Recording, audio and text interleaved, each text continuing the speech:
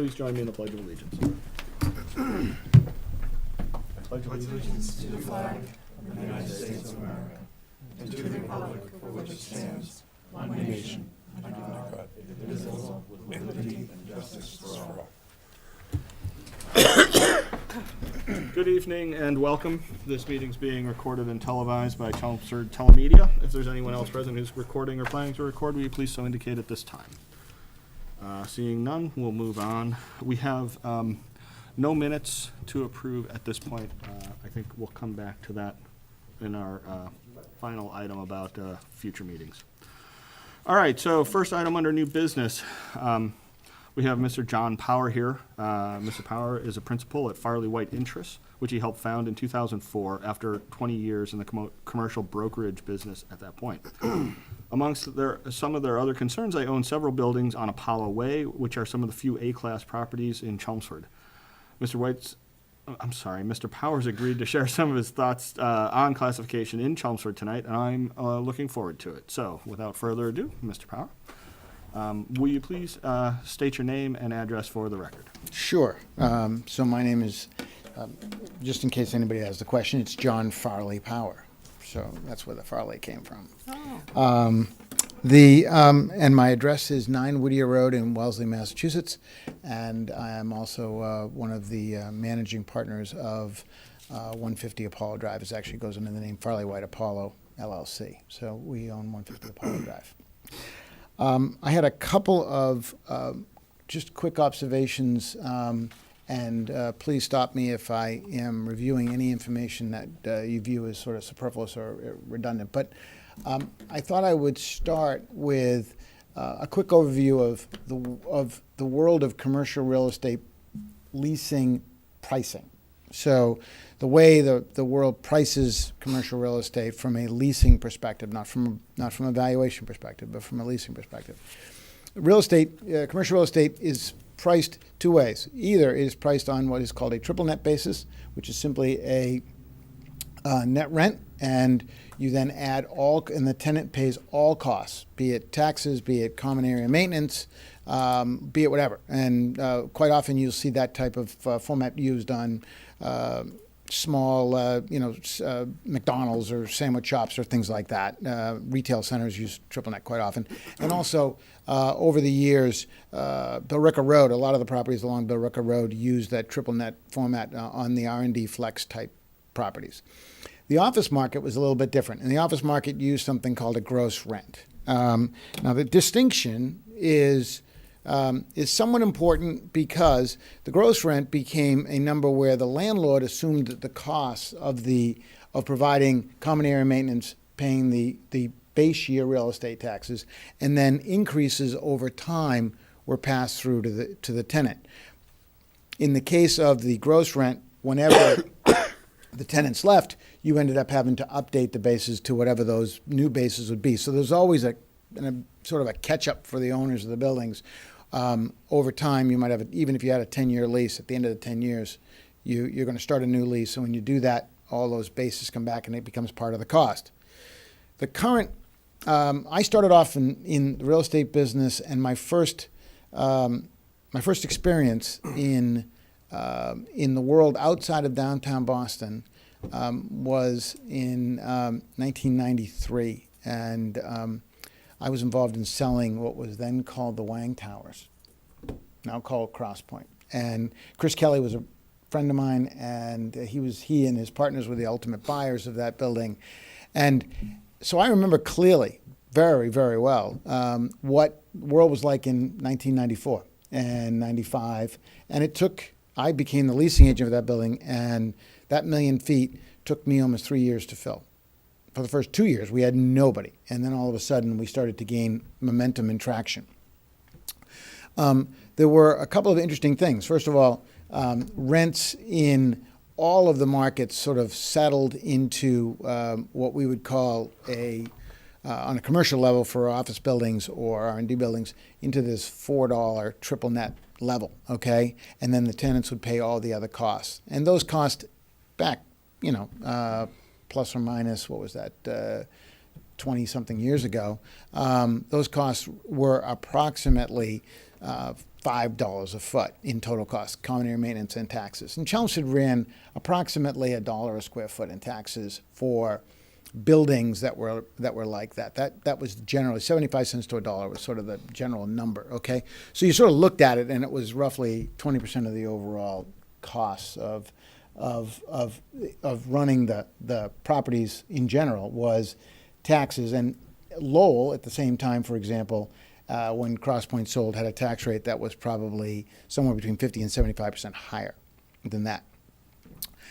So as you went through today, and you look at sort of, you bring yourself to current, office buildings today and I am using, when I say this, I'm using office buildings that don't have extraordinary investments in tenant improvements. Something, there are times, for example, a great example is when Kronos moved over to Crosspoint, the owners of Crosspoint, their rent, if you went out and looked at their lease, what we call a lease comp, but their rental value that they had, they paid a very high rent. But part of the reason they paid a very high rent is there's an enormous investment in the building, and that owner bought buildings, like bought their Bill Ricker Road building and bought some other stuff. So there was a lot of capital from the owner put in, and so that was being repaid in the rent. Okay, so when you strip that out of it, you sort of look at what the buildings are worth and what they collect in rent, and that becomes an important component as anybody looks at an investment analysis as to where they're going to invest money.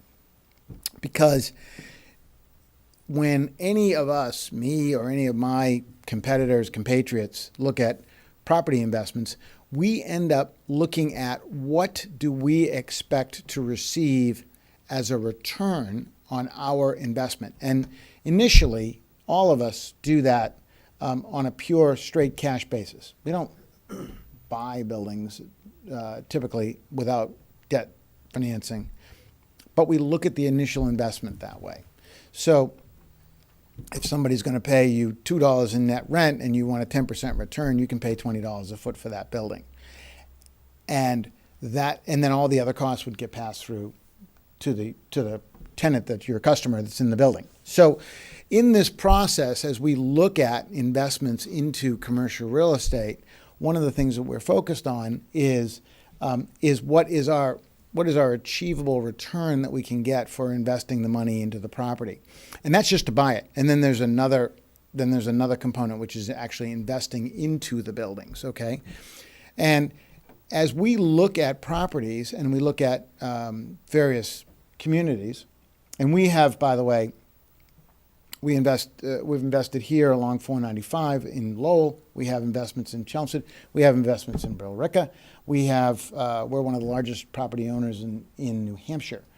We have offices in Boston, and we have stuff down in Florida. So I've gotten sort of a little bit of spread over different markets and how different towns and communities look at it. But as you look at the communities, as you look at the spaces and the places to invest, the keys to an investment market are a healthy commercial base with a fairly diverse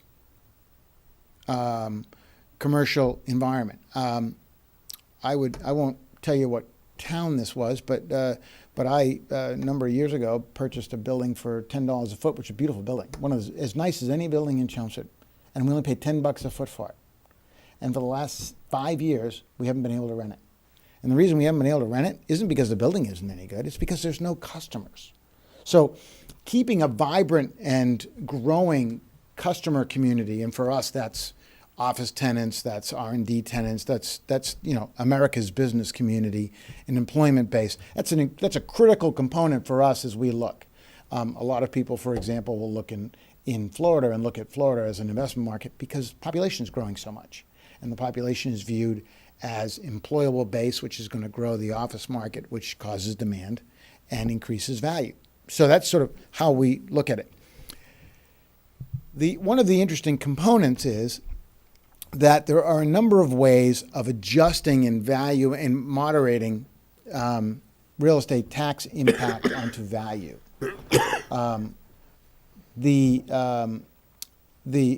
When Crosspoint was first sold, there was a TIF placed on the property, tax increment financing. That was That was done initially right when Verizon today, then it was New England Telephone. If no one's old enough here to remember New England Tel, but in the old days it was New England Tel.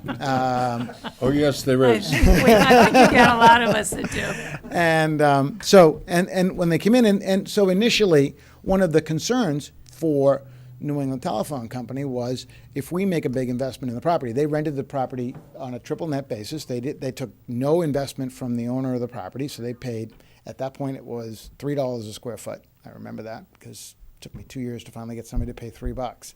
And the owner put no money into it, and they put all the money in. And what they were worried about was that as they invested, it would increase the value of the property because those investments would stay beyond the length of the lease term and somebody else in the future would inherit them. And as that happened, it would become a burden on them because that was directly passed through to the corporation. So that, on those triple net structures, we try to get the corporations to end up paying for the cost of running the facility and then just give us a clean net rent. Doesn't always happen that way, but that's part of the goal. The TIFs that are quite common happen in places where there's going to be a big valuation change, and so that one of the ways of managing that is to have a TIF placed on the property.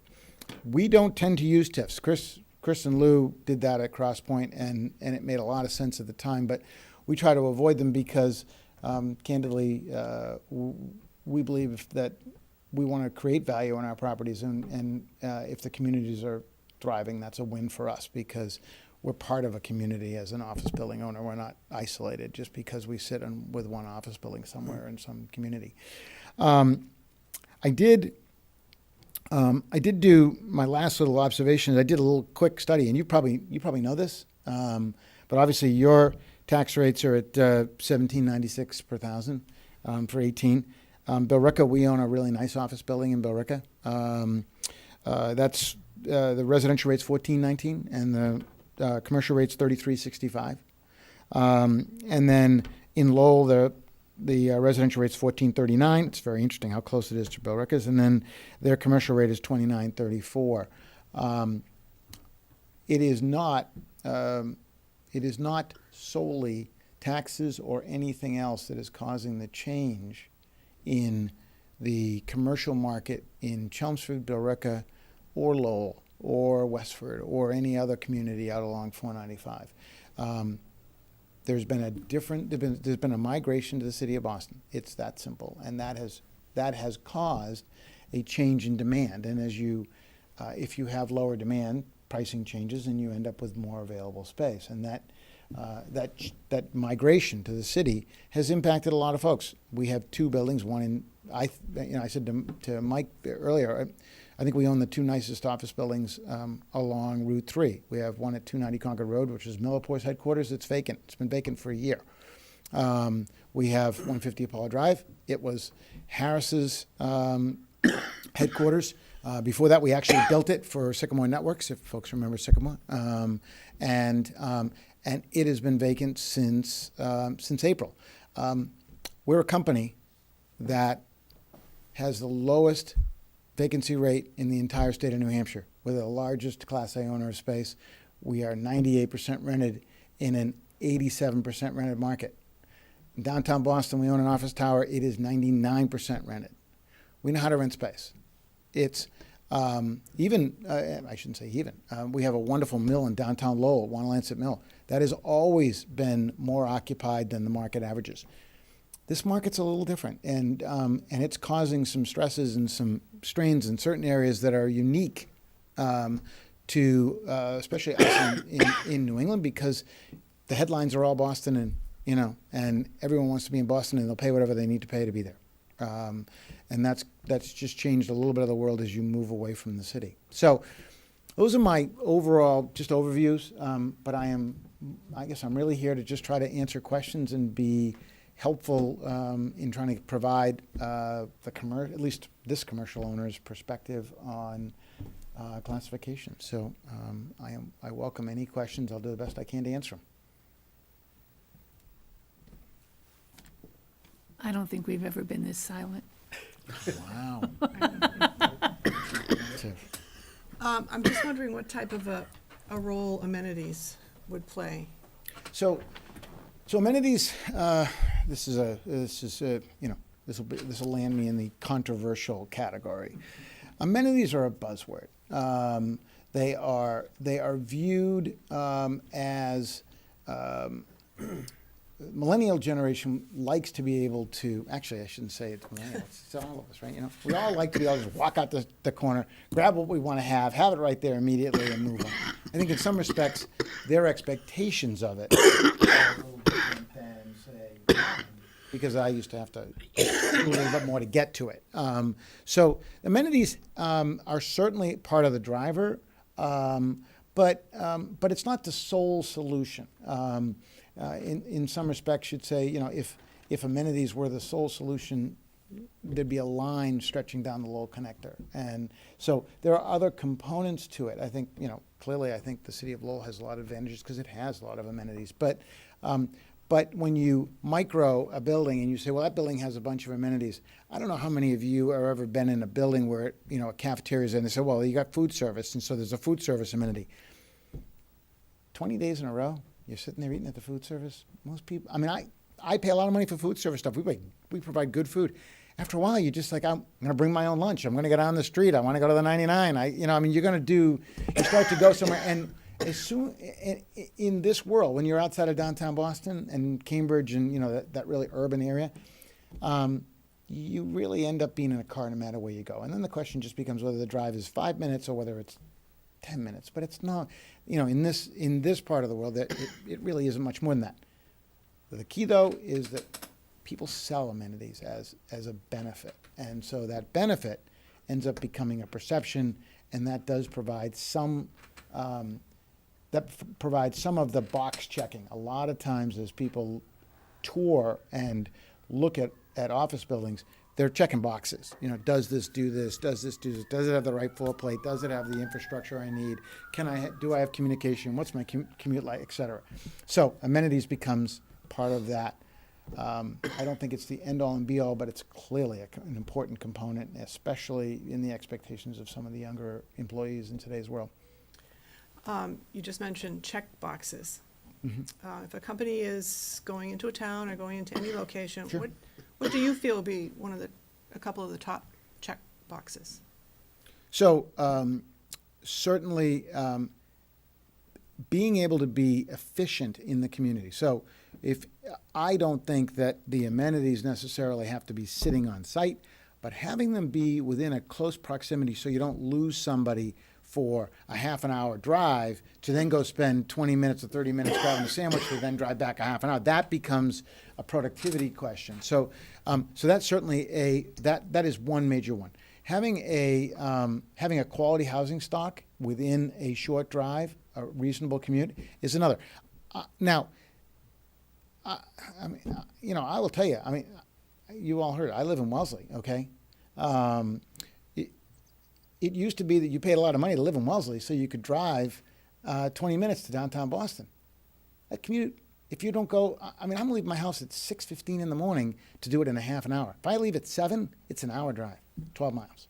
So today, some of those, I think, my personal opinion is that over time, people are going to look at that and say that becomes a little intolerable, and we need to go into places where we have a little bit better flexibility as far as commuting is concerned. That's clearly an important one. Communications capacity, property quality, having good quality properties is very important. One of the things that stimulates demand is investment in properties. The better the buildings are, we would love to have 5 buildings that are as good as ours, or 10 buildings that are as good as ours, or 15 that are as good as ours, because the more quality buildings, the better the quality, the better, the more demand that happens, the more momentum that happens, because momentum becomes part of the experience. And when you're in an office building today, especially, technology has changed to the extent that now you have much bigger windows, you have much better light, you have a much better, that experience is really better. So things are now floor-to-ceiling windows. Back 20 years ago, you didn't do floor-to-ceiling windows because you lost too much heat out of them. But today, the glazing compounds are better and things. So those pieces become part of those boxes as well. Sure. So we're here to talk about taxes, maybe? Sure. Sure. Do they matter? He said they didn't. So they matter to the extent that that it becomes part of the investment analysis. The community, we believe that communities want to have or need to have growth and increasing property value. Right now, there is the lack of demand is causing, the only alternative an owner has today is to be competitive is to modify price. And price becomes, so a lot of times you hear people say, well, I'm going to charge $8 triple net, or I'll charge $9 triple net, or whatever that number might be. But the reality is that the customer is going to take and combine all of the costs of being in that building, which includes taxes, and then turn around and look at it as a total rent cost. There needs to be a delta to justify the perception that it is harder to employ younger people along 495, not just Chelmsford, along 495, and than against the easier spot, so to speak, which is places like Burlington or Waltham. And that delta is a fluid number, but it has to be, in some respects, at least 50 or more percent. When the market's hot, it gets closer. When the market's cooler, it gets farther apart. But the deltas have remained for years and years.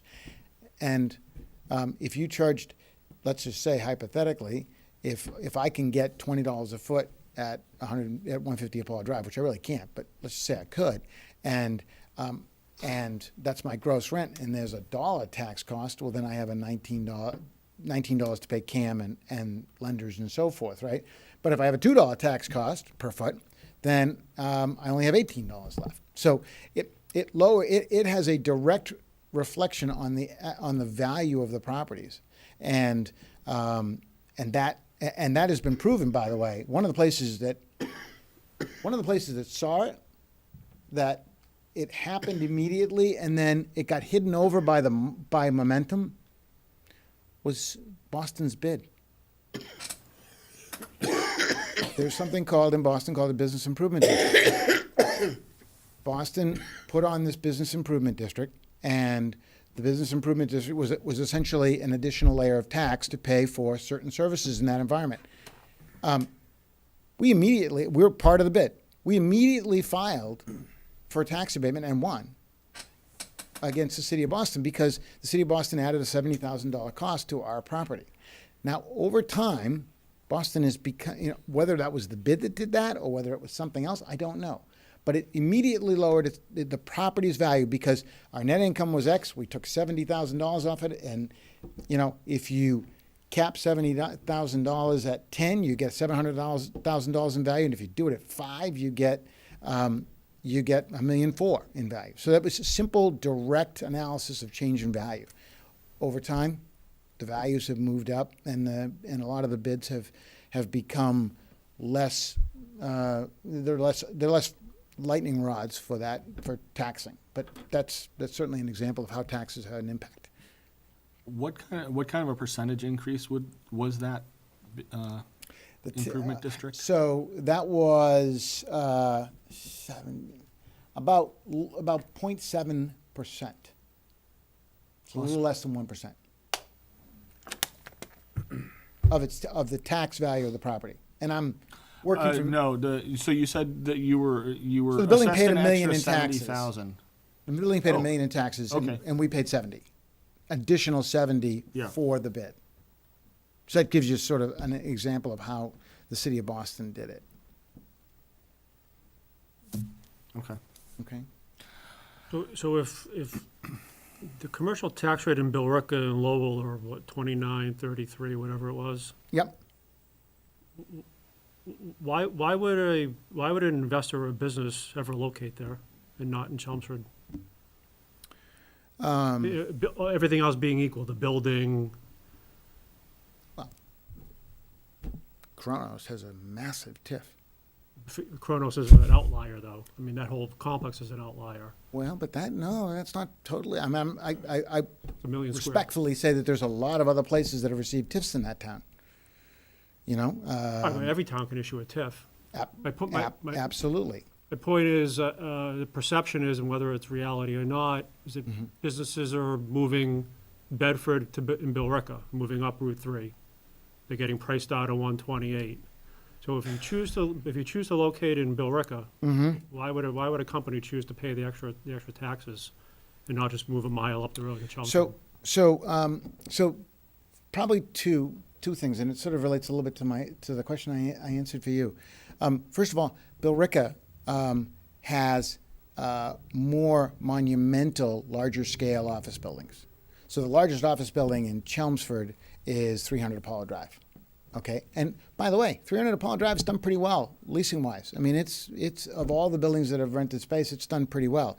If you look at our building at 290 Concord Road, if you look at 300 Concord Road, if you look at 296, they're all pretty big buildings, and a building like 290 Concord Road in Billerica to build cost probably 40% more money, 35% more money to build than the building at 150 Apollo Drive. But the rent was higher. Billerica's rents over the years have been $2 or $3 or $4 triple net higher than Chelmsford's rents. And that was the old analysis, was you just, as you stepped away from, that 128 was the magic spot, and you sort of stepped away from 128, and 128 really had that growth. It also had the bigger buildings, the bigger projects, the fancier buildings, and so forth. I'm not totally convinced that Billerica is winning over Chelmsford. There's still vacancy there. We have two buildings. I would say that in some respects, the 150 Apollo Drive building has had more activity than the 290 building has. And 150 is half the size of 290, but they're both available. They're both very nice buildings. They're priced a little bit differently, but not hugely. So, been a little bit. I think that, and candidly, I think part of that is is that the tax structure in Billerica is more punitive.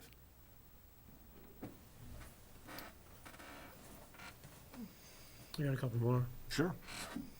So I'll ask this question kind of backwards, based upon some of the other testimony we've received. But what would be a motivating factor or factors for a property owner to keep their building vacant?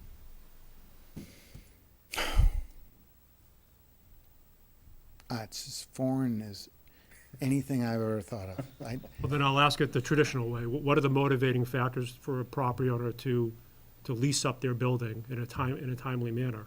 Good old-fashioned capitalism. I mean, it's, we want to try to keep our properties full, and could you find a reason that you wanted to keep the property empty due to financing issues or something else where you had a problem attracting a tenant? If you had a loan that all of a sudden, if you rented the building, let's just say you needed to rent the building at $10 a foot triple net to pay your loan, and the market was only going to give you $8. Well, you may wait and hope that the rent's going to come back, rather than going to your lender and saying, I can't get enough money to pay this, which point the lender will very quickly sort of jump into action. So there are some obscure reasons like that, but in general, I tend to like to fill up our buildings, keep them full. We do tend to be, we don't tend to hold out for the last dollar. We're not guys that tend to, push the rent to the ultimate if we can. If we see a huge migration in the market, we might wait a little bit of time, but not a lot. We're far happier keeping the buildings full, minimizing risk, and operating them well. And in a good building, in a good market, in a good community, your value is going to go up. I mean, that's the real key to real estate, right? It's buy it, run it well, attract good customers, be in a good community, and your values go up over time. And that should be the, what are they, Smith Barney, right? They do it the old-fashioned way. They earned it. That's it. Just work hard. But isn't that model based upon the old, or the historical or traditional commercial real estate market in Greater Boston? And then what you started by saying was it's entirely different now? So like, another way of saying is, we're 8 years out of the Great Recession. Mhm. Chelmsford 129 is exactly where it was 8 to 10 years ago. Right. High depreciation, low rents, stagnant private investment. Mhm. And so, the model that you just described of slow and steady, I'm not sure that exists out there. And I'm not sure that it's isolated to Chelmsford or if it's all of 495. So with the exception of some pockets, most of 495 is struggling through parts of that. We own buildings in Methuen. They're not, that world isn't dramatically different. So that's the Boston effect, okay? I mean, I think over time that effect will change. I think people will move out of the city, find spots, be it either in close-in suburbs or even out closer to Chelmsford. And one of the really good things is you've got good school systems. You're easily accessible to the highway. So this community still has a lot of benefits in that regard. But in that process, part of what I said was you had to have all those bits and pieces. And one of the things that at the moment Chelmsford doesn't have is momentum. The momentum is moving toward Boston, and people are paying extraordinary prices to be in downtown Boston. That does change over time, and I think the key to that is certainly you want to have an upgraded commercial base along 129. Taking some of those buildings, reskinning them, expanding their windows, improving them. That, if you can start to find economic justification to doing that, that's a real win. That will help. That will make a big difference in the community. It'll make a big difference in the kind of customers you'll attract. And I think, by the way, to their credit, 300 Apollo Drive has made, some material investments in that building, and I think it's showing with some of their customers. We are a little different building than they are because of our size and scale, and their one floor is 50% bigger than our whole building. So I just got one more. Sure. As you know, there's a variety of property owner types with different challenges down there. In a notion during our deliberations, someone floated the notion that if you classify, at a certain point, classification in and of itself will provide some leverage or the necessary incentive to gain the attraction of inactive property owners, because it will cost more, and they'll have I guess the concept is they'll be more incentivized to reskin, do capital investments to attract tenants, or be more willing to negotiate leases to get tenants in there. What's your thought on that? Sure. I'm being televised, so I'm sure being a smart aleck's going to get me in trouble. But I- I'm assuming you meant the classification and you were going to lower the tax rate on the commercial property, right? It's But possible. You understand? So no, it's a legitimate question. I mean, the investments. So there is a little bit of a cycle in the way sort of a lot of property owners go. And one of the things that's important is in today's world is creating liquidity, okay, and attracting. And the way you create liquidity in property is, assuming it's rented, is the kind of buyer you have the institutional buyer will pay a higher price for the same thing than the entrepreneurial individual buyer. Well, he doesn't have to borrow money. It's got different motivations and things. So to the extent that you can upgrade the quality of the buildings, you will upgrade their values. But the key is they have to be rented. And they have to be rented to good institutional quality tenants. And that's really important because if you rent and you rent to somebody that has a marginal credit, and I'm not talking about a high growth, high tech tenant that's starting off and could be the next Sycamore, right? That those people people bet on flyers like that because there's quite often they can work out for them, or at least sometimes they work out and they work out really well. But I do think that looking at a material profit potential is something that will result in those investments happening. Property values, trading values have fallen in Chelmsford. Those property values have come down materially. That's going to change, I think. I think as the community attracts new business and starts to rent up some of these buildings, that's going to start to happen. And what I expect will happen is the better buildings will rent first. That's typically where that goes. And excuse me. And then the net result is that the buildings that are a little less of a quality level say, well, these guys did okay. If I put new windows in this, if I put a new lobby in this, if I do this, then all of a sudden it's a real Me Too thing, right? We chase everybody else who's got a great idea. There's not a lot of innovation per se. Then people upgrade property, and that's one of the really good motivating factors to upgrade. A lot of times those people that then upgrade aren't really long-term investors in property and will look for an exit strategy to sell to an institution.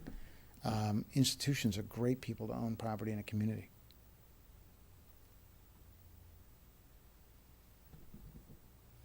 I'm just let me re-ask that question just a little bit.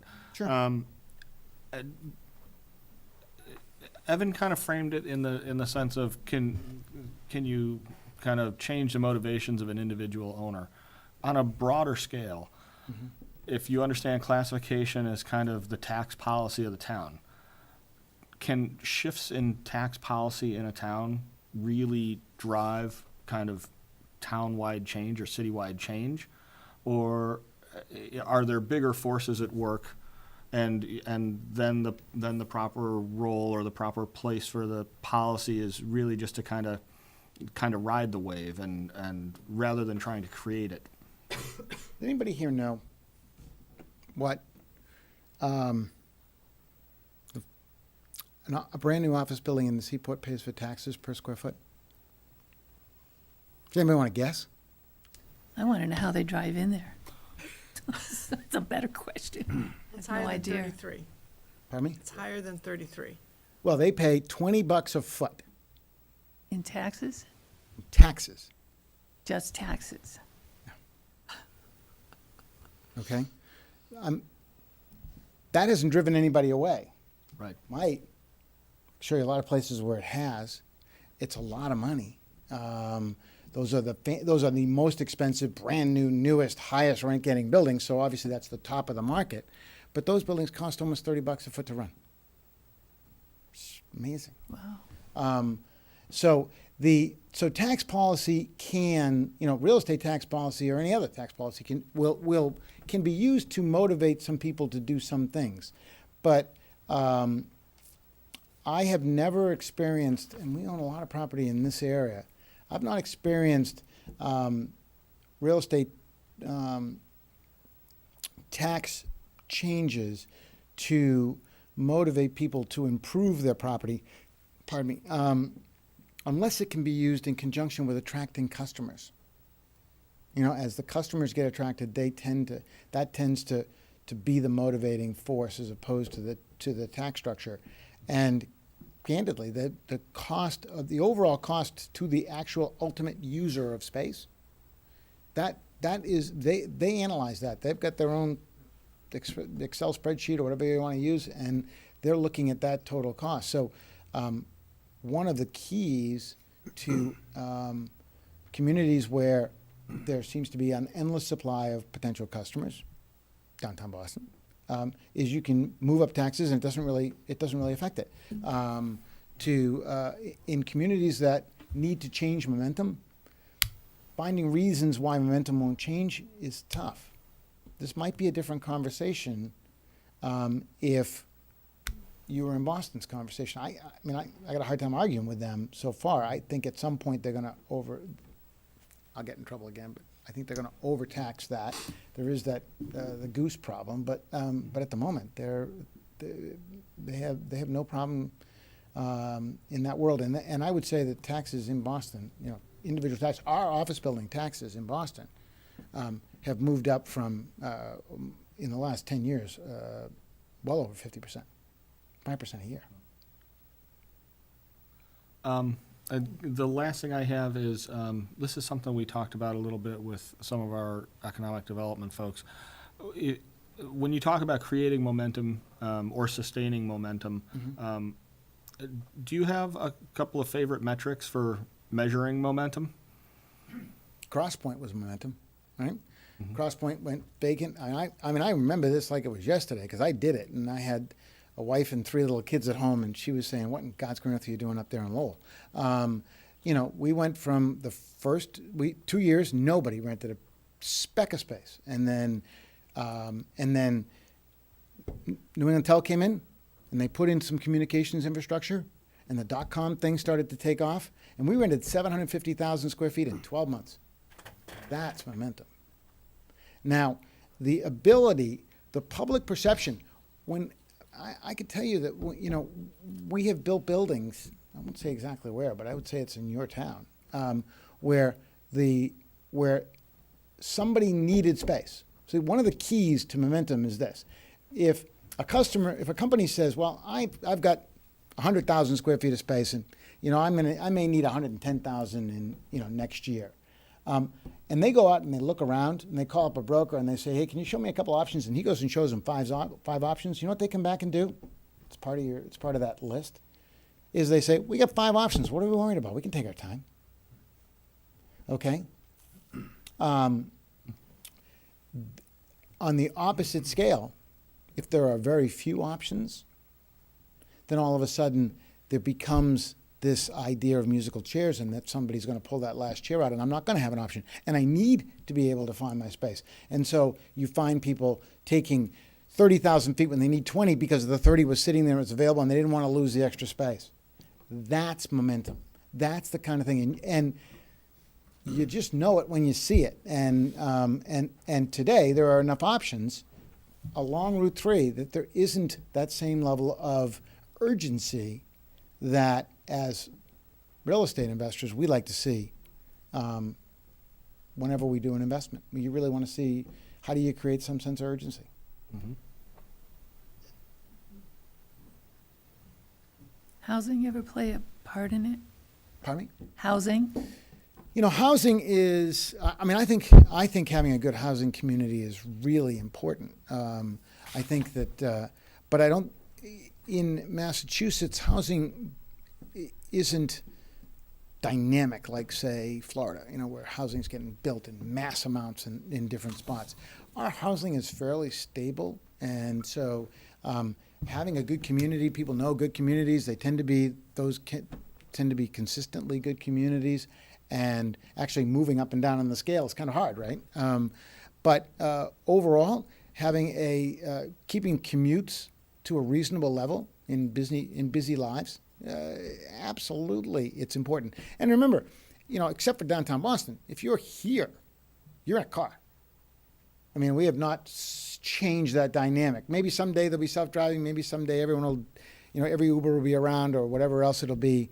I was actually in Minneapolis the other day. I don't know if anyone of you have ever been to Minneapolis, but they have something called San Francisco and a number of other major cities called Birds. Have you ever heard about these things? The bikes? No, they're scooters. They're electric scooters. And they talk to your cell phone. So you can find one. And I was with this young man. He was walking along the street, and all of a sudden I heard this thing like chirp. And I said, what in the world is that? And he said, I'm looking for my bird. He went over, and there was a scooter.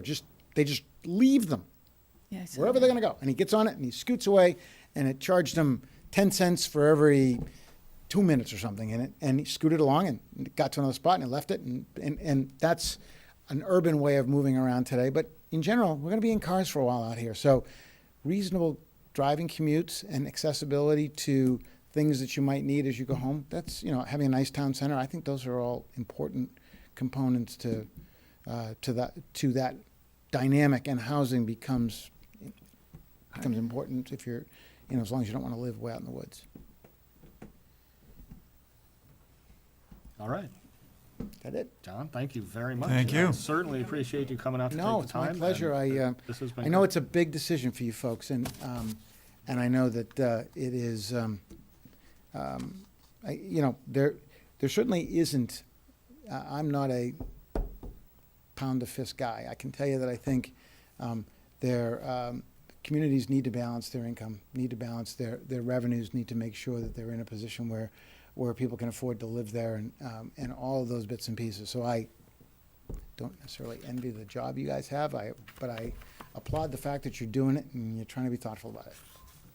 Thank you. Have a great night. You. Thanks, John. Okay.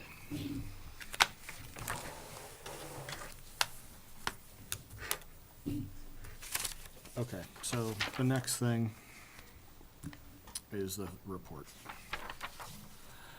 I have Yeah. a meta question. Sure. And this question should have occurred to me previously, but it did when I was reading this draft. Do you have a life? Yeah, right.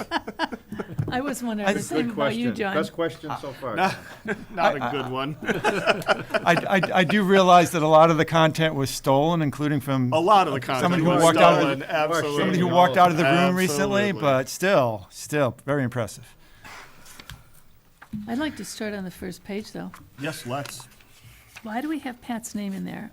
I don't think we Okay, should. you know what? That's a good question. Because if somebody looks at this in 10 years and then goes back to her and she says, I left it after 2 weeks. Well, it was a little more than 2 weeks, but That's how it was There's- voted. That's fine if we leave it in. I'm just saying for her, Put an asterisk on it.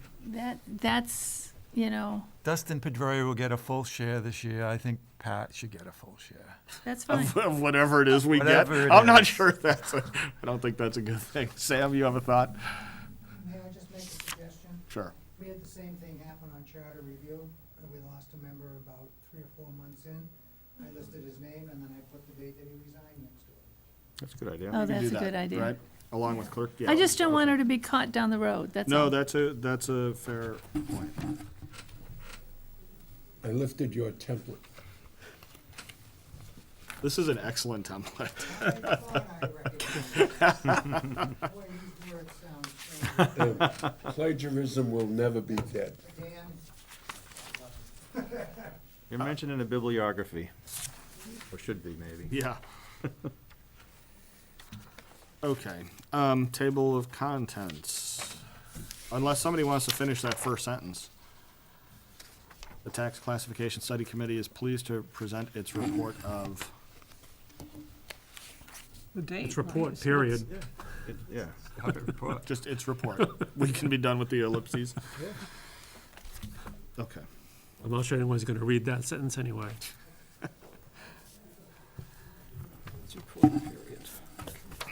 All right, the table of contents, I think, is fairly straightforward. I did add the open space credit or exemption Why?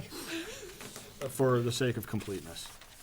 I do think it's part of the official motion, and so there ought to be somewhere in the report an explanation of what it is. Why I do mean, You because don't we like didn't, it. well, we didn't talk about, I mean, you know, We didn't, we yeah. really didn't talk Oh, about, but it's benign to the topic. it's really. benign, but, I took that listing off your, Right, which didn't have the open didn't have space originally. okay, and I have no problem with change anything you want. Go back to the first page. Sure. That was a description of what the document is. Yeah, just kind of a one-sentence summary. So I left Yeah, room for you to put your words in it. okay. I mean, I could have left the paragraph that was there and changed Charter Review Committee to this, Yeah. and I didn't. I took it out. And you don't want anything, it's fine with me. I'm okay with just the report, and let it stand on its own. Well, I think it should reflect why the report is being written, just for the purposes of clarification or no, Mary? Just period after Period report. at this Okay. point, this is our report. Well, I think should be a little more. Okay, move on.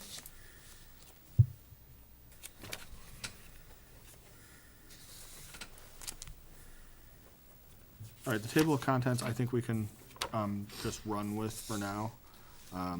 We'll come back, I think we can, there are a couple of things and we'll just address them as we come to that particular section.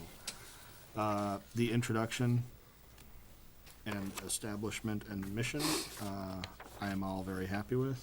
I made some changes to Okay. the introduction. I don't know Okay. whether you want me to Fine. read it or Yeah, why don't just- you just read it? I just, what did I change? Determine, created the committee to determine positive and negative effects of implementing a dual tax rate, and I guess it was sort of limiting in terms of looking at other towns, and I just said in the use of the split rate in other cities and towns, period. I'll send you the exact language. What did I Okay. I had I the think- sentence says, so- the Chelmsford Board of Selectmen created a committee to gather information to help the board understand the legislative intent and history of tax classification, determine the positive and negative effects of implementing a dual tax rate for Chelmsford, and to study the use of split rate in other cities and towns. Yeah, In addition, the committee was to study the effects of, and I put small commercial exemption for commercial properties, a residential exemption, and exemptions available to individuals. okay, I'm good with that with the last sentence, wordsmithing. The use of split rate by other towns, the only thing is that there was a specific charge to look at the level of the split rate that was implemented when other cities and towns first implemented the split. I And guess I think that's what that sentence is referring to. I know, I guess, Yeah. I guess I figured that We could probably that do- comes into, when you describe, when you talk about other towns, we do that. Right, but- we do that. But putting it in this two-sentence introduction seemed like too much. Okay, That was I just. lifted it out of the yeah, Yeah, I hear you, suggestions I for hear you. discussion. right. I don't know, that was just, I'm happy with the broad. I have no description, but- creative thought in this, it's all lifting. I'm okay with that. Do people have a feeling one way or another? I hope we're not gonna spend all No. night just wordsmithing every sentence I- and word, that's all. I'm okay with whatever you There wanna do. are there are only 60 pages to Right. go. it was, But If there was a balance in the clauses that was. Let's jump ahead just for Yeah. a second and preview the last agenda item, which is the upcoming meetings, right? We do have the room reserved for Thursday night. My intent would be only to use that to take a final vote after we go through all the wordsmithing. Right, that's, because I think what that'll allow us to do is, if Mary sends me that stuff, I can put it in, I can highlight it in red and send it out one last time, everybody can get a look at it. As long as we talk about it tonight, I don't want to have any substantive changes being done on Thursday, but if we need to put a comma in a different place or something like that, then I think we have the time to do that. So, yeah, to your point, Tom, maybe we don't need to get totally bogged down in that tonight, but if people have thoughts, then yeah, let's hear 'em. I think we just need to focus on facts and figures and Right. verbiage that is meaningful. I'll send it to you, what I proposed, and you can decide. The committee, again, will amend Pat's list with her resignation date. I have a question about that. Should we put Glenn Diggs in there at all, because he was nominated by her to be a liaison? No, No? he never sat up here.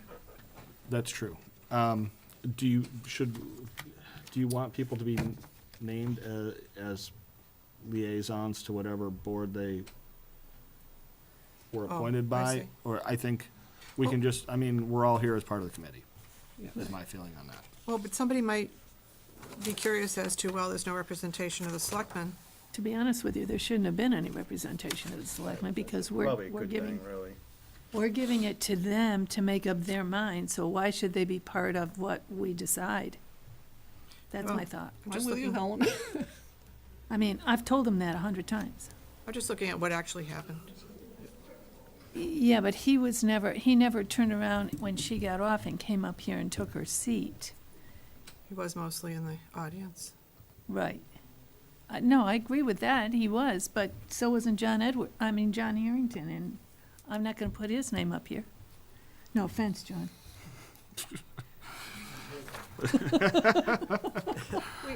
Okay, yeah, I mean, this is the members, it's okay, we'll run with that. The mission statement is straightforward, I think, since it's our actual mission statement. Oh, I got it right. Yeah, of course.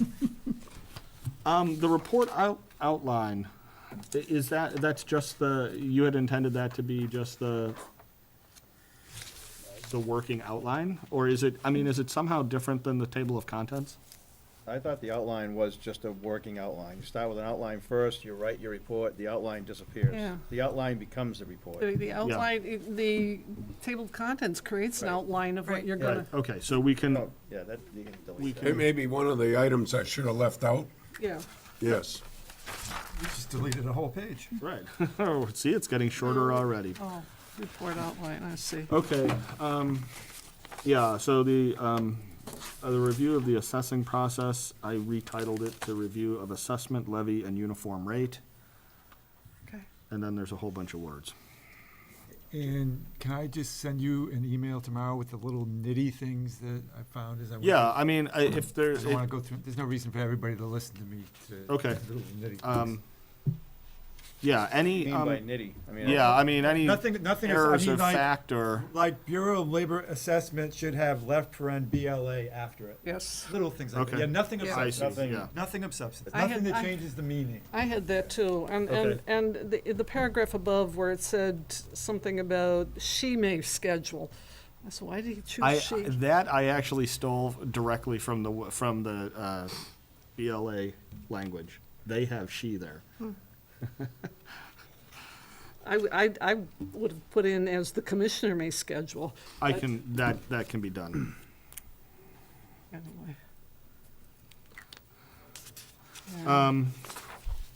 Market approach, cost approach, income approach, any serious concerns? Property valuations by class in Chelmsford are, the graph on the bottom is just from the numbers that Frank sent us, I think way back at the beginning.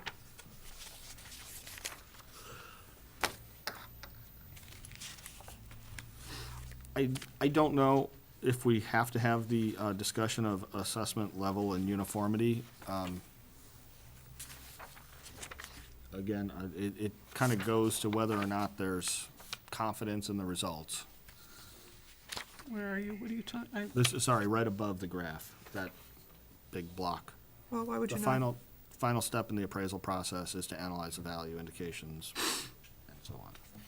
If there's no objections, I'll leave it. Well, what's usually done is the three are compared, and there's some, correlation between at least two of them, or all three, and an average is taken. And Frank's message to Frank's he sent us a memo on the assessment process, and it goes into far greater detail than this. Sure. This is kind of a condensation of both his stuff and the stuff on the BLA website. Yep. I wanted to have something there because it is the last step in the process, but it's obviously not comprehensive. Right, Is but that's Fra- how they do it. There's the three Right. approaches, then they review all three, and Right, and there's confidence bounds or whatever that your numbers have to come within. Right, right. Yeah. Most of the time, the cost approach doesn't apply. It's not a useful approach. It's usually the income approach and the sales comparative or market approach. So I did,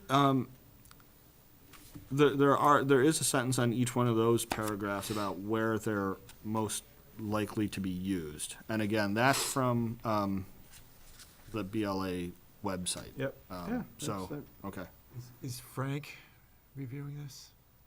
Frank has also got a copy of it. I have a brief Neil Obstat from him. I'll push him a little bit harder on some, because, yeah, that's obviously a concern. Well, if he signs off on it being accurate. Right. then it's- Your intent here is just to say, this is how they do it. Right, It's, you know, right. It makes it more personable, really. It makes it like you're speaking to a person, trying to have them understand it as best they can. Right. So it's not just a pie in the sky number. And then there's kind of an abrupt change to the tax levy calculations Just down and the Down- uniform rate. Yeah. Down in there where you've got the number, the Oh, yeah, total there should be- valuation, there's a comma missing. There's a comma missing, yes. I'm sorry, Sheila pointed that out to me earlier. Yes. The uniform rate calculation, I tried to expand that table so that you could read it a little bit. This is the Well, table that I- Mary hates. Well, I still hate it because you've got a whole, you've got a whole empty column in there. Can't you Oh, all right, redo yeah. the table to Why get, don't you stack them? to get rid of it? Okay, And yeah. that's, that, I mean, all, a yes, I lot can- of the you know what? columns can be reduced in size. It's a good point. We can take that one out and stack it. Yes, okay.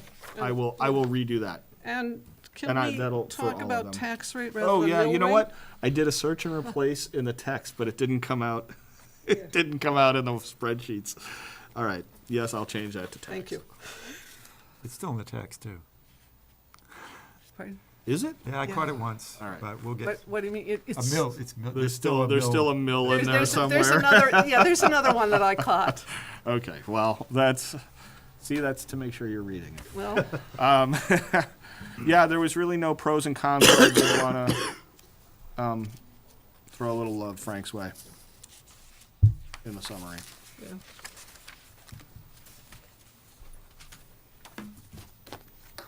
All right, split rate. Okay, can I? Global sense. The second paragraph. Mm-hmm. Seems to me we did all our talking in terms of adopting these factors that are greater than one. Right. Now you're talking about a split rate is adopted when you choose a residential factor less than one. Unfortunately, that's the way it's actually done, right? The residential factor is chosen first, such that it gives the desired shift. But all of the DOR stuff, and the assessing stuff talks about how what's actually being done is choosing a residential factor when you talk about a split rate. I mean, I understand you choose a residential factor, then you do the calculations and you see what it comes up with as the shift. Well, actually, you start with the shift you want and figure that's out what- what you need to use as a residential Okay, factor. that's what I mean, and that's But- the way we've been talking the whole time. You talk about the shift and what does that result Right. in the residential factor, and that's. It's just not the But way it's well, I don't care what it. technically done. I don't care. I think we ought to be describing it here the way we understand it. Am I wrong? It's a 6/2 of It is. all the same. I do understand that it's the same, but normally what you're thinking in terms of what do we want the shift to be.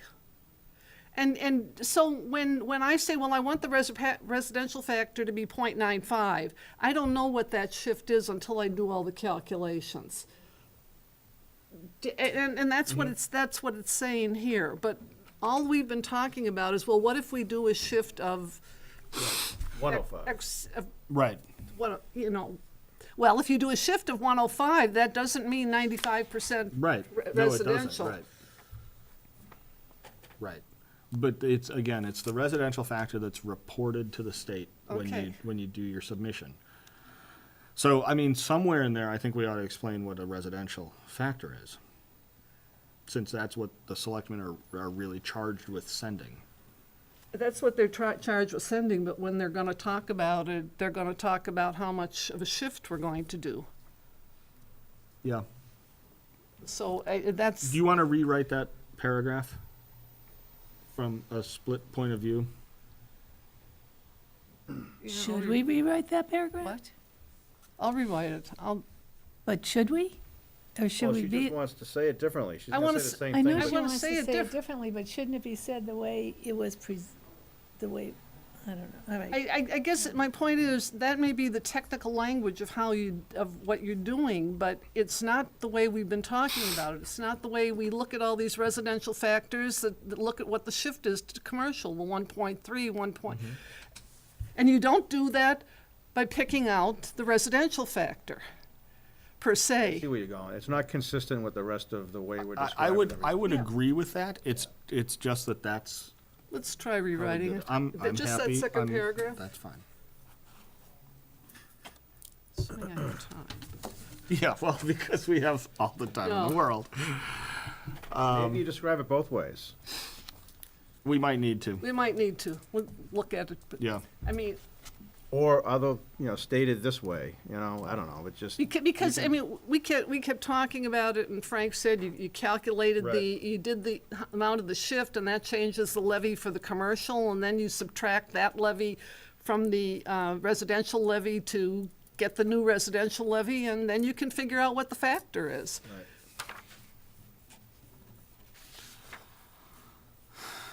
And you had talked about that in one point, something about, in a previous writing of this, of it reducing the residential amount Yeah. by so and By a so- certain- certain percentage, up to 11% or something, Right, that's At the the f- maximum, yeah. at the full. Right, there, again, I think that's even yet another way to look at it, which just, They're two sides of the Right. coin, but which is the one that's right.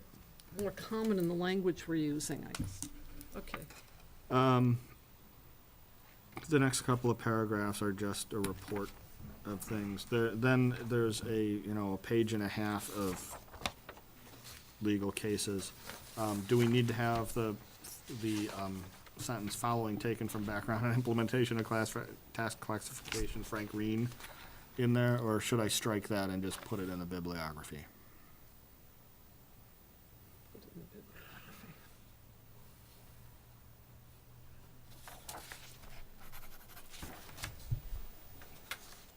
Well, it helps the reader as you're just reading along. Gives you more perspective as to where it came from, rather than having to look it up in the back, or, I don't know. You're doing it with in other paragraphs, Should be consistent. you're doing the same thing. Yeah, to be honest, a lot of that was just kind of keeping myself on track. It came out of the way I was putting things together, Then- but then leave I'm it. okay. That Fine, then we'll leave it. Keep people on track. Okay. That's the next couple of All pages. 12 that are gonna read this. Right. Well, 5 anyway. Conditions of a split rate. There was just yep. one. If you found mill rate in there, that's on Frank. No, I was bothered by the word, I was confused, under 1988, and is this the way Frank has it? Is this word for word? And That is word for word. But word non-classified in that paragraph bothered me. I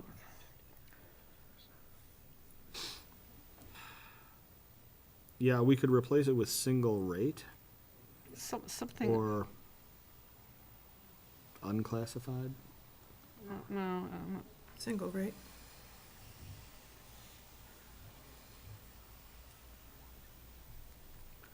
yeah, that single rate residential levy. And the other thing, and this relates to what John had talked about, you know, when he talked about BLA and paren after. Yes. I don't know that there's consistency when. Yeah, like Department of Revenue and that Well, next one. the and- first time you talk, Right. you put it in full and then the parentheses, so that if you're gonna Agreed. use the acronym afterward, Yes. you know what I mean? And I'm I not certain it's do. been consistent through here. Okay, All right, yeah, I will, try to you check can all on check that. on that. The conditions of a split rate, the first thing, these, citations of Mass General Law, are they helpful? Are they pointless? They should probably be the same color anyway. Black. Well, does the ordinary reader know what that refers to? Or do we yeah, I need don't to know. write I out mean, Mass General Law We could- sets. we could just replace, yeah, that citation with Mass General Law. I don't know if that makes it more or less intelligible.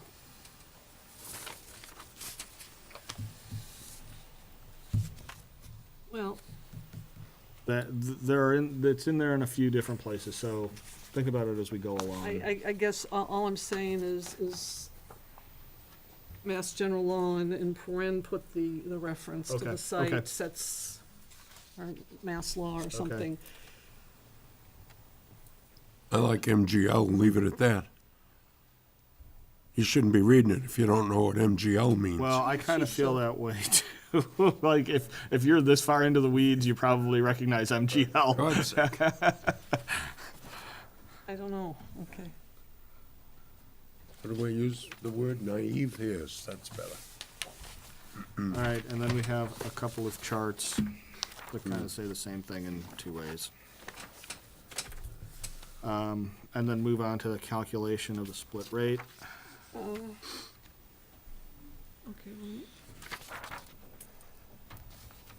okay, never mind.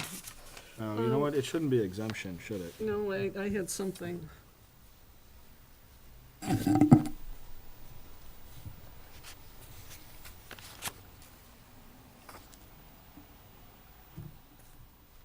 Can't remember what word it should be.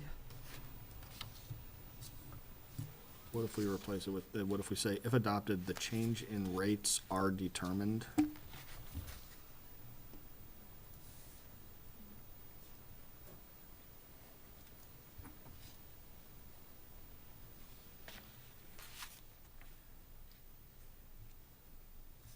Think about that, Okay. those first two Yeah, sentences. that's The first right. two sentences Yep, together. that's a little bit of smithing. Not an exemption.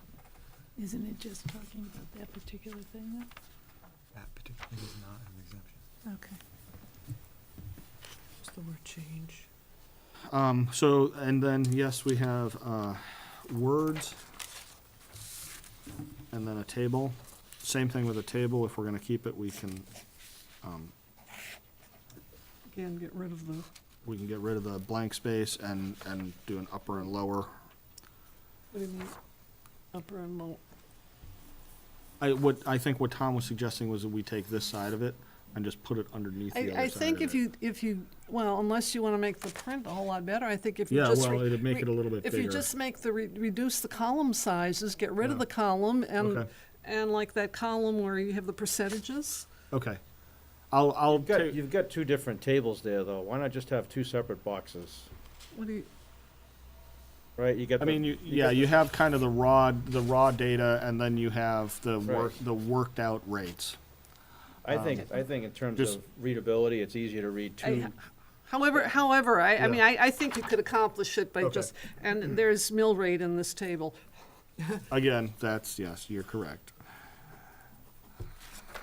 Okay. Okay, so then we have the output from the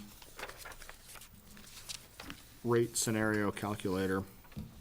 What do you think about the red and parentheses to show the negative difference? Well, In my black and white copy, that doesn't come through as well. Is that a pretty well recognized format, though? Just the parentheses Yeah, would mean the okay, same. okay, that's fine. All right, so we'll stick with that. Yes, I like that. Why, Okay. I don't understand why. Why do you have to have it in red? Well, The that's how, parentheses mean- that's how Excel does it. Oh, Doesn't all have right to. then, fine. It doesn't have to. computer's right, always right. But I You can change use it back to and white. black. You can use Right. it with just a Right, with a dash. negative. So I like that's, that. Parentheses means negative, so I Yeah. don't think they need to be colored. It's a double Okay, negative. fine. Right, you're right, it's a double negative. okay. Just, Because it usually means in the red, but Kind of an attention kind getter. of not. Yeah. you need a right border and the So tables. it came out a little bit differently here. I will double check that. Oh, okay. Here, when these were printed okay. out there, it isn't, and I just wondered whether you wanted to be consistent in terms of Yes, centering the stuff. intent is to, yeah, and you're right, there should be a line here as well, Yeah, right? and centering these things and Yes, just the uh-huh. consistency. If I had access to Yep. the tables, I'd Yep, be happy to that's- do that, but. And that, oh, so the other thing is bottom of the page there, right? We have a section heading, review of hypothetical split rate. Okay, Should that get just bounced down to the Push next? it down to the, yeah. Yeah. If because we that'll make- push the next one down. Right, If we're making other changes, it might happen by Right. itself. well, that's true, but the intent is at the The end intent not to is have something like that hanging by hanging. itself, right? Right. Okay, we have, Mary's table, I'll get rid of it if. well, no, I mean, it's a pretty succinct summary. The question is, do we need a picture as well, in my mind? Well, A picture meaning graph? Yeah. You know how I am. No. I know. All right, I mean, the words do a pretty good job of summing up what's in the table, and the table shows kind of the magnitudes of things. I also did for the appendix for each one of these properties, the Right. full 12-year model, Right, which I I need to add that. which I sent for the appendix. I tried to put caveats so that Tom doesn't, that these are unique to these properties, Right. and valuations Well, might again, change. and we had that question here during the public input session about how dependent are these things on a particular, it being a particular property. I think it's well worth putting that caveat on there, that, I tried to do that, to say that, and in fact, interesting, and given something we talked about last time, that lower value property, I yeah, initially had that labeled condo. yeah. And then we were discussing last week about how condos seem to, price-wise, so I took the word condo out there. Not all Well, condos are valued at $200,000 and $300,000. Well, I think you have a lot of condos that are valued at I 200,000. happen to know that particular property that I used for that example was a condo, so. Right, but I think you have a lot of them. I think you do, but I Yeah, took under advisement the fact that you were saying that there are many condos that are much higher values, Right. so. Mary, what if you shaded some of the columns so that it would be I'd be happy to. easier to read and bold the top? And Bold the, what about lines? Should we have like a line in between each section? Would it? that might help. Well, if you just shade the tax bill column on each side, maybe then it stands out a little bit more. That's true. Okay. And bolden the headings? Yeah, why not? I think a line in between the date, the years. And a line here? I see, between like Between 2006. here? Yeah. Okay, And also the 2007 and 2018 data. yeah, Okay. I think just a line here. Oh, well, maybe leave the 2006 and put a line there. A line's here. I think the eye would catch things. Okay, I agree. And then shade what, the columns that say tax bill? Yeah. Okay. Something got screwed up in the, okay. I may have to work on this this may take a bit of work, okay. Okay, review of split rates in other communities. We'll move that down, assuming we need to. Why is Lincoln bolded? Lincoln, that's a good point. Lincoln is bolded, it's a leftover, and we can either leave it in and explain it or take it out. Lincoln is the only one of the cities or towns that's in our, three-circle region, right? And I believe it's, what, third circle? Matt, just don't bold it. Okay. Since you, Yeah. Since we don't really Concord, talk Carlisle, about it, Lincoln. we didn't. you aren't we didn't talking go- about circle. that, so I wouldn't. Yeah, okay, So leave it out, or no, you I just just want unbold it. Not bold. yeah. Didn't Lincoln do something unusual, though? Wasn't there, didn't they, like, I'm gonna. Well, they've got Hmm? they've got a tiny CIP share, as I recall. That's one thing that sets them off. Maybe that's what it was. There was something very unusual about the town in terms of its tax policies. And also, just, you do have the sentence here, what is the initial shift Yeah, adopted, et but cetera, and which is why I felt comfortable leaving it out, that introduction thing, because Okay. we Yep, say it, that's we true. was charged with that task, and we've got it Right. defined there. I've made a change, after, FY, the question marks about, given an appendix Appendix. question mark, it's gonna be right now I've got it in appendix C. I'll reorder them as they come up. It's not the communities adopting or dropping doc, John, it's the, split rate stories that you put together, which is basically just a list. Got a copy of it, I'm just gonna pass it around so that people can get a look at it. But this is something that, John put together a while ago, and it's basically just kind of a written explanation, if you wanna just pass that around and get a look at it, but, it's all one thing, right? Each community, the name, the date that they adopted a split rate or dropped it, right? You included the You expecting me to communities remember this? Yeah. that- I'm just waiting until you You're the pass one it who around. did it. Yeah, yes, Yeah. yes, I remember And that. kind of what happened to the CIP share in that first year, whether it goes up or down. So is that reference correct? Is that- Then it should be, I just say, I took all that out and said is given in appendix C. I can put the title in there in parentheses after appendix C if you like. And some, I know, the review is in, yeah, where you have that, you might want to put the reference to Yeah, John, okay. but not here. Okay.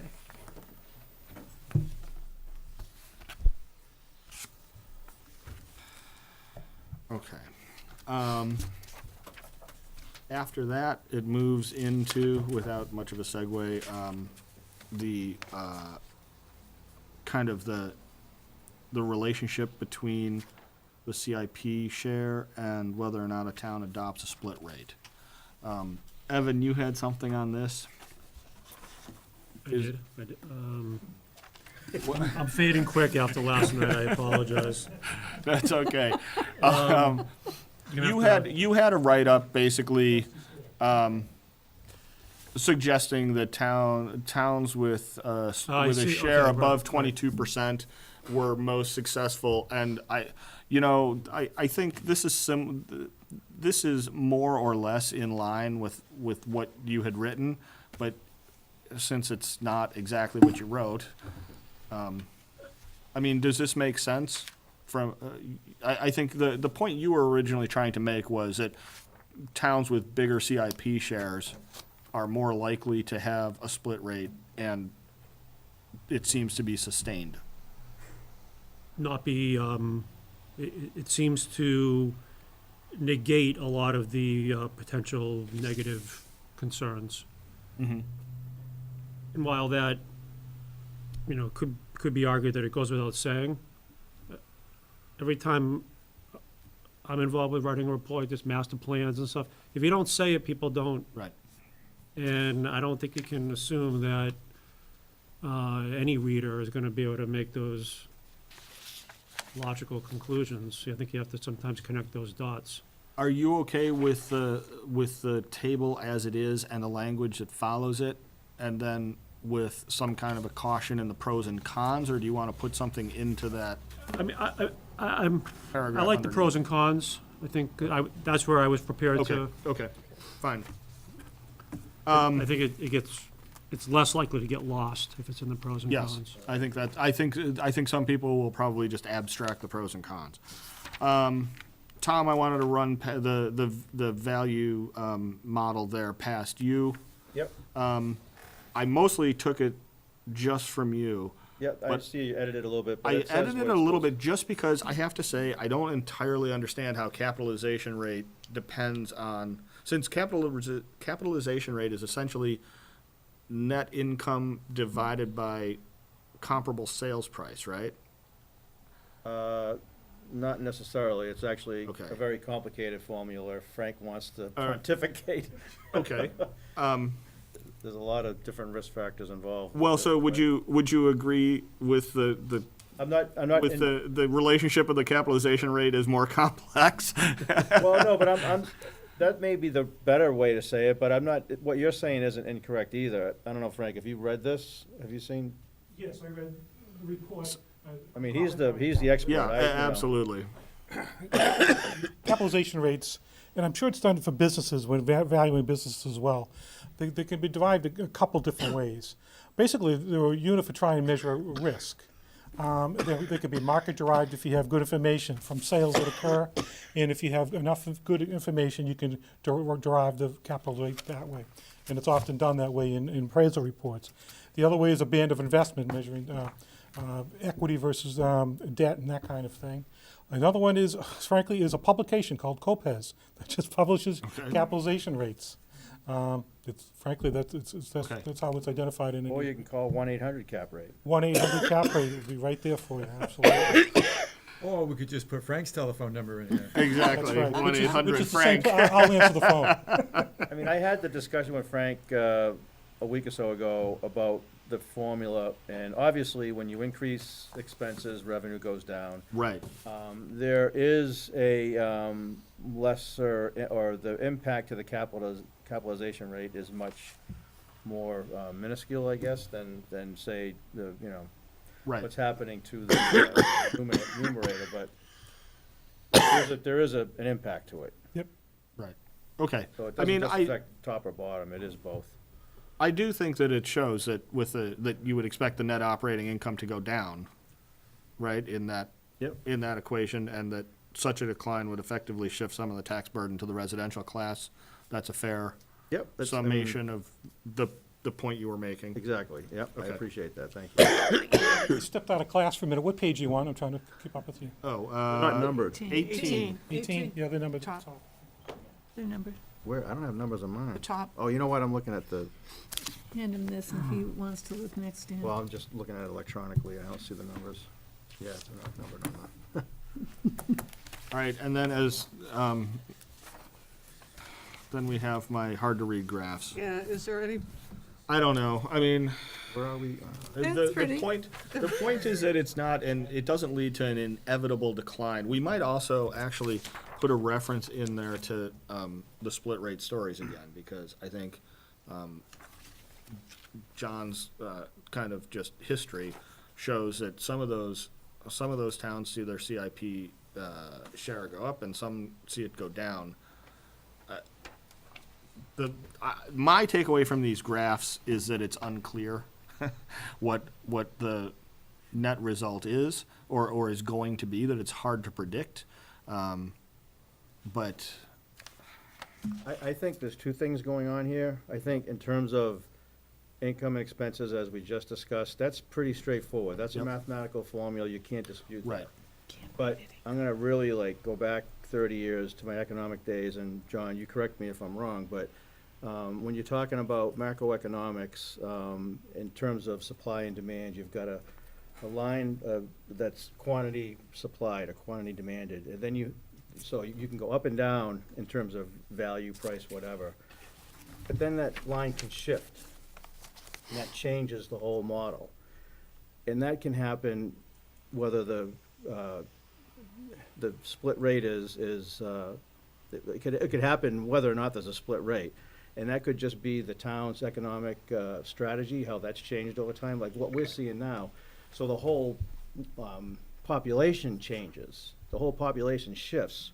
So if it shifts up, then valuations go up, and that's what this shows. If it shifts down, Right. valuations go down. It's not necessarily, that's more of a global analysis than a micro analysis Right. of the rate itself. So I think that's what these graphs and this data shows you, that it's a global picture, that there's more variables than just the split rate going on. Right. And maybe that needs to be brought out a little bit in a paragraph underneath saying that, that, you know, the formula works all, or has explanatory power, all other things being equal.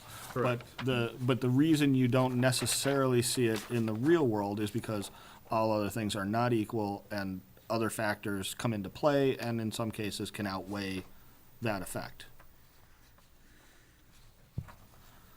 Zoning changes, you know, Right. massive redevelopment, you know. Well, and that may be one of the themes that we try to bring out a little bit, right? Is that the tax policy can only be understood as part of the whole, right? You can't take it out and say, this is the one thing that's gonna fix this Right. or break that. Right. That it's part of a bigger kind of approach by the town to establishing its kind of economic community Strategy, yeah. strategy. I will say this, though, and not to muddy the waters, but even if overall valuation goes up and we introduce a split rate, it would go up more if the split rate wasn't there. Well, I think that's at least a concern. I'm not convinced that it's as straightforward as that. Well, if you think in terms of what I'm talking about, as far as the population changing, if the population, it's just like we're talking about with the base, starting with the base, in terms of, you know, the rate providing a break to the residents of X in year one. And then it's the base, you know, plus the increase in year two, the lower base in Right. year three. Right. It's the same thing with this, in terms of CIP. It's the reverse. No, I understand what you're saying. These, given the difficulty in reading these, are they, I think they actually do a good job of making it clear how unclear things are. Yeah. Well, right, That's a and good I think point. that, and again, maybe we need to have a short paragraph to that point Making it clear. that- underneath that unclear it is. there are complications in the real world, and I guess just in terms of including these, could we talk about it and say graphs are in the appendix or someplace where you could have them one per page and in the other direction and be able, I'm just trying to have something I could read without even I reading. think they need to be there. Pardon? I think they need to be right where they are. And you don't have any problem figuring out what the No, I don't- communities? I have a problem with, this is what you guys have got it on, you guys, great English.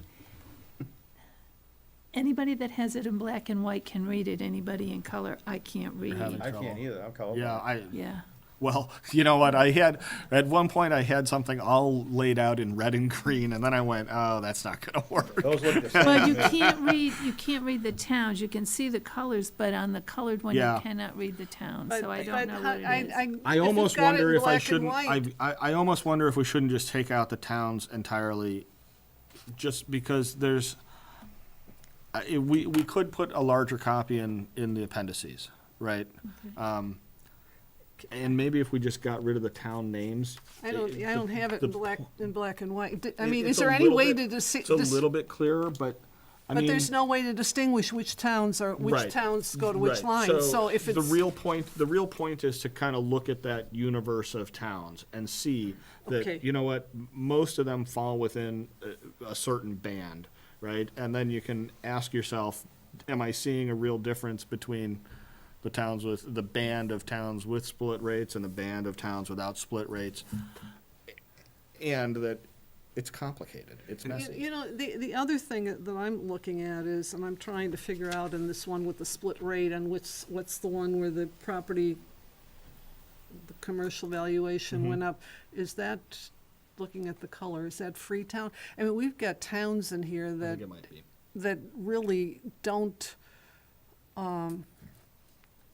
compare with Chelmsford in terms of their I totally agree, but I mean, I took the approach of every town in the state I hear you. because as we worked through that kind of first level, second level, third level analysis, every town in there, you could kind of say the same thing about, that there are differences between the way Billerica runs and the way Chelmsford runs, and there are differences between the way Westford runs and. Well, there are differences between a town of 5,000 and a town of 30,000. Sure. That Right. in terms of a town, kinds of commercial development they even have. If we're comparing towns of approximately the same size, then. Well, and that's, so the point here was to look at similar CIP shares. Well, but and I use that as, understand, that's what you did. You've got all Yeah, the communities in that range, but I guess that's why I'm questioning it's the value. But take the town names off and and we'll put what your point- bigger ones on the. your point about it is that there isn't much change. Actually, and in part because of the argument you just made, I think there is actually a value to having the towns there. No one's gonna be able to use the list of towns to figure out which lines it is, but you can see, oh, these are actually real towns in Massachusetts. And oh, by the way, there's Freetown in here. Is that even relevant? People can make their own judgment call You know on what, that. that's a good point. So, but I need to find a way to, maybe I can pop up the font size. I have trouble getting on there. Or does it still have meaning if you say took off No. the first 2 or 3 years, and could you make it font size bigger then? If you didn't do as many years, I probably could, I'd have to redo it. you'd have to look at it. You might be able to move the whole graph over, make that margin smaller. Yeah, Yeah, What if you put them as appendices and landscape them on Yeah. a full page? that was what I yeah, was that, starting I to think say. that'd be the other thing. That But would I be- mean, we could just landscape them and put them into the body as well, and then have a paragraph That's true. afterwards summarizing. You would both- I'll work on getting a paragraph together.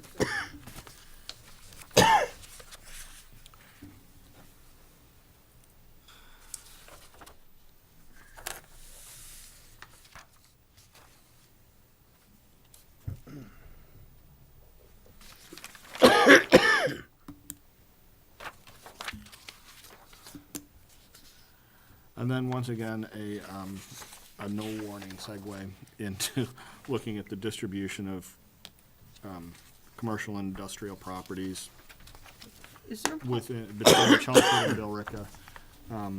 is there a possibility you could put both towns on one chart? On the two same different? page. Yeah, I mean, it'd be a whole lot easier Yeah, to actually, do the we want to, comparison if you know what, you're exactly right. Yeah, the- I'll figure out a way to get them both on the same page. on the same, right next to each other, so Right. you've got Right, so you can see. two different colored Right. bars or two different shadings or whatever Right. you need to do. And again, I don't have an answer, or I don't have an explanation for that. It was something that came up in conversation. Yeah. Would Billerica respond differently because they've got more big companies that don't notice this sort of thing than Chelmsford that has more smaller companies? But in fact, it turns out Chelmsford actually has more big companies and fewer small. Which is interesting because Well, properties, I should say. I keep going back and forth, but yeah, didn't John Power say something about he did. bigger office? He was saying the opposite, I thought. Yeah.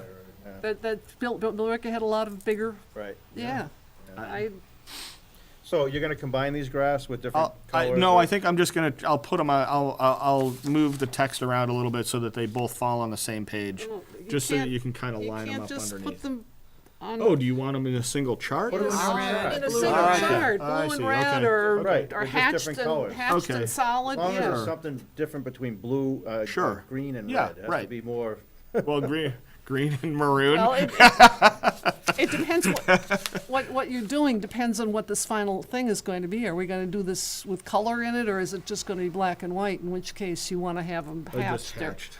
hatched. Do you guys have a strong feeling one way or the other about color versus black and white? I think it should be color. Why not color? Okay.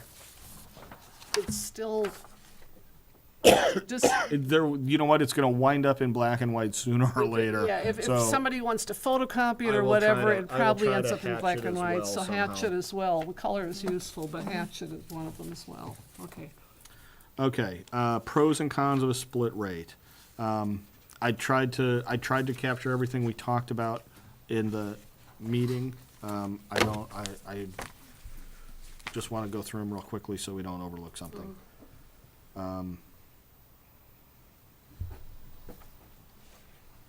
Can I know this was something that Evan had brought up, under the pros, the second one. Still not certain I understand what that statement means, and maybe it needs to be explained a little better. I think the testimony tonight Kind of negates that. Cross it out. yeah, negates that. Mr. Powers seemed to say that if you have an endless supply of businesses, classification and taxes don't really matter. He used Boston as the example. But then he said if you're trying to change momentum, the other thing I think he said is that it discourages investment. Okay. I mean, we can strike that. That and also the restores the levy split towards historical average. I'm a little concerned about just because we haven't touched on either of those points in the preceding section, and that's going to be true of a number of things, both pro and con, in several of these sections. So that If you want to, that second bullet I'm under happy to pros strike- was attributing that to Selectman Diggs. I think that's Right. one of his. That if business had to pay higher taxes, they'd be inspired to Right. spruce up their generate property. generate You'd be more giving them income a kick. instead of sitting there. Yeah. Right. Grab their attention. That, And would, Mr. Powers seemed to say it may do the Yeah. exact opposite. Right. I So- don't think that bullet holds water, quite frankly. I actually thought Selectman Diggs had a slightly different point, although I don't think it was any more compelling. I thought what he was saying was if you have some marginal businesses, increasing their taxes could just put them over the edge so that they're no longer viable, and so somebody else will come along and take over the property or take over the business. And I believe what he said was the smaller businesses fail, then the bigger business can come in and do it better. Yeah, something Well, like and that actually does kind of line up with something that else that Mr. Power said, was that the big institutional investors are the ones with cash flow, and they're often a little bit faster to improve. Those happen to be our most problematic properties. Yeah, So is bringing in bigger business, is that the goal of the Yeah. town? I'm happy to leave it out of the bullets entirely, unless somebody feels strongly Strike it. that we Strike need it. to. and the one about historical average, I guess the little note I said was, what is the historical average? Well, Yeah, that's a- that's the trouble. I think it's true. It's just that we don't really show the range before. I'm not sure where to put something like that. We could try to put it in the single rate section. I mean, Frank provided us with that information. It's easy enough to put it into a graph and show the historical trend in Strike it. in CIP share and residential share of the levy. But I say let's strike it, that's my view. I think bullets 1 and 3 are the, they hit the nail on the head. Those are the pertinent bullets. That's, I think 4 is pertinent, especially given that that's too. actually one of the reasons that's often given for doing a split tax rate. I don't understand it, quite frankly. well, I think the idea is you're going to try to manage the market, and whether or not that's a good idea or not, it is one of the traditional justifications for. Wait, but that justification came out of the fact that back when they did this and you had the communities where, Right. commercial had 25%, the commercial values Right. fell, and then they maneuvered it to keep that. Right.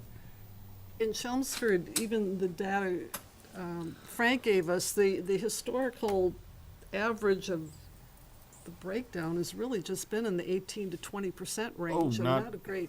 not long, I mean, it has been as high as 27%, as I recall, right? Mr. Powers built his building. Yeah, I mean, it actually is down considerably from its peak.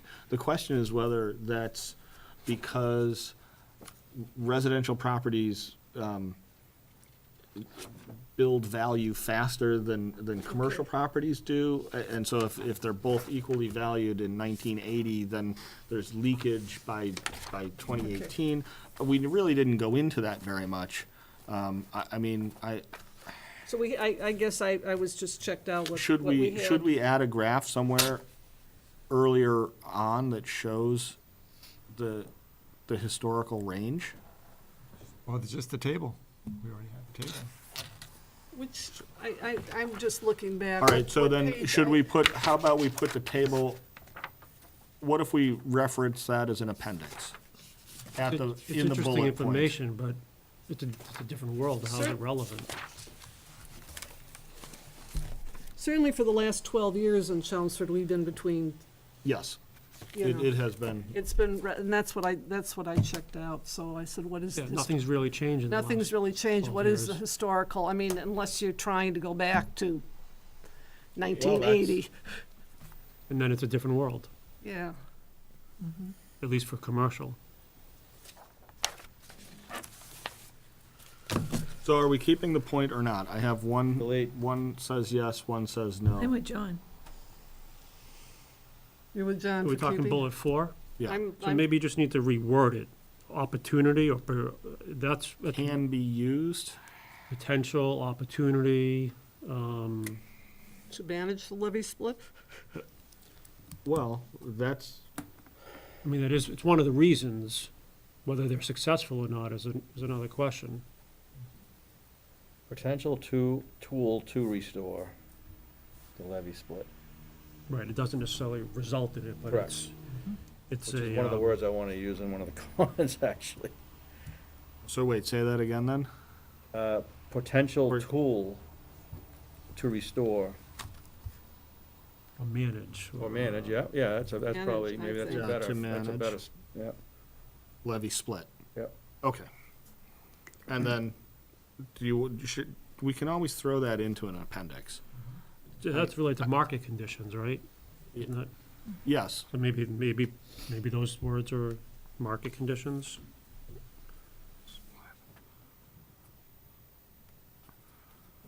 Instead of historical averages, it's really, well, how about, so potential tool to manage levy split, comma, respond to market yeah, conditions or market variations?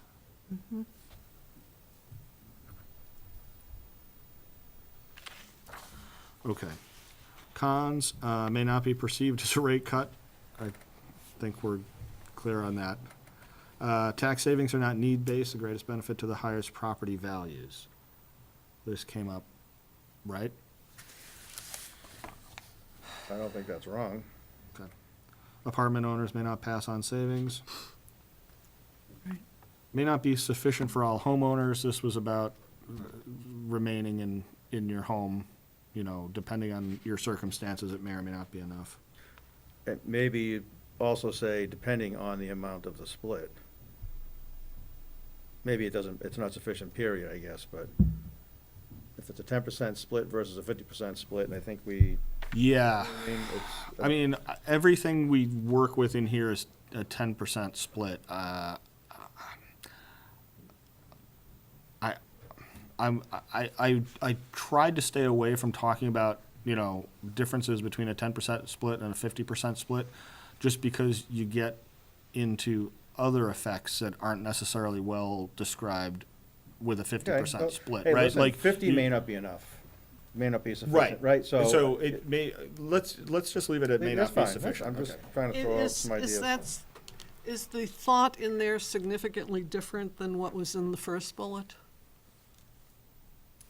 It is I suppose somewhat there's the redundant. difference between perceived it's and, almost one and the same. It is, yeah. Okay, so do we need to keep it, or should we? Those are two different things. I One's think, perceptions, one's, is it sufficient? yeah, is there a better way to say sufficient, though? Because really what it's talking about is letting people age in place, at least in my mind. And that's different than their perception of a tax cut. Yeah, you're right, it's different. Well, age in place has to do primarily with senior population. And let's just say sufficient, because there Not might be, necessarily.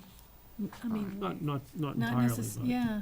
all right, may not be compatible with economic development It may- approach. okay, Maybe you could word it a little different, or may not create a sufficient tax cut or a reduction in taxes for all homeowners. What's wrong with the way it is? I think we've already said that up top. I think it's fine. I mean, I it think- says what it says. We're trying to dissect it more than we need to. Right. If you come up with something. It's, Okay, I'm just, I think it's pretty black and white what it says. I think we all get it. May not be compatible with economic development approach. That's, would you prefer policy to approach or Yes. policy? Policy Okay. or strategy.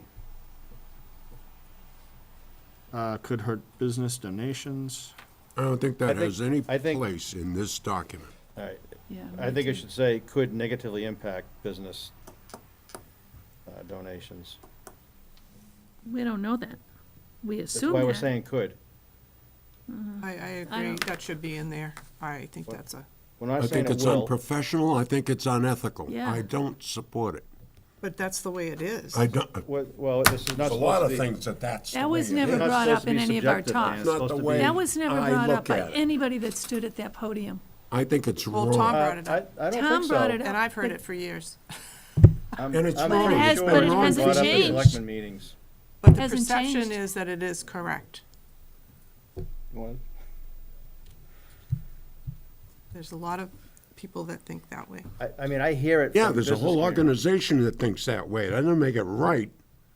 It has nothing to do with the CBA, Dan. Nothing to do with right or wrong, it's the way it is. Oh, really? It's what might You happen. want to go on the record that it's not a position of the and- CBA? It isn't.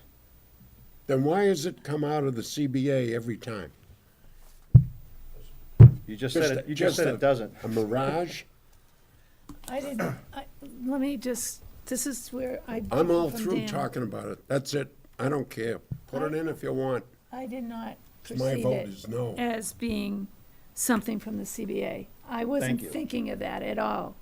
That did No, not cross my mind. I- What I You're was naive to thinking think of, that it's not a potential concern. I'm not saying it's gonna happen, Dan. And if you would have read my memo that I sent a I've few read weeks your ago, memo. it said Right. exactly that. And I said the same thing when I read it. Well, you didn't speak all up right. last week. Worded a I'm little in- bit differently. Well, I think we'll go, if we go with negatively impact business donations, we can leave it in there, and it might be a point of debate but, with the selectmen. but, The selectmen you- are very well aware of that point, that bullet. It's been discussed to them in the past. right. And I agree with that. I'm just saying, my thinking is, somebody having nothing to do with anything but this, if you put that, it could hurt business donations. There's other things that can hurt, that you need to put in there for the pros.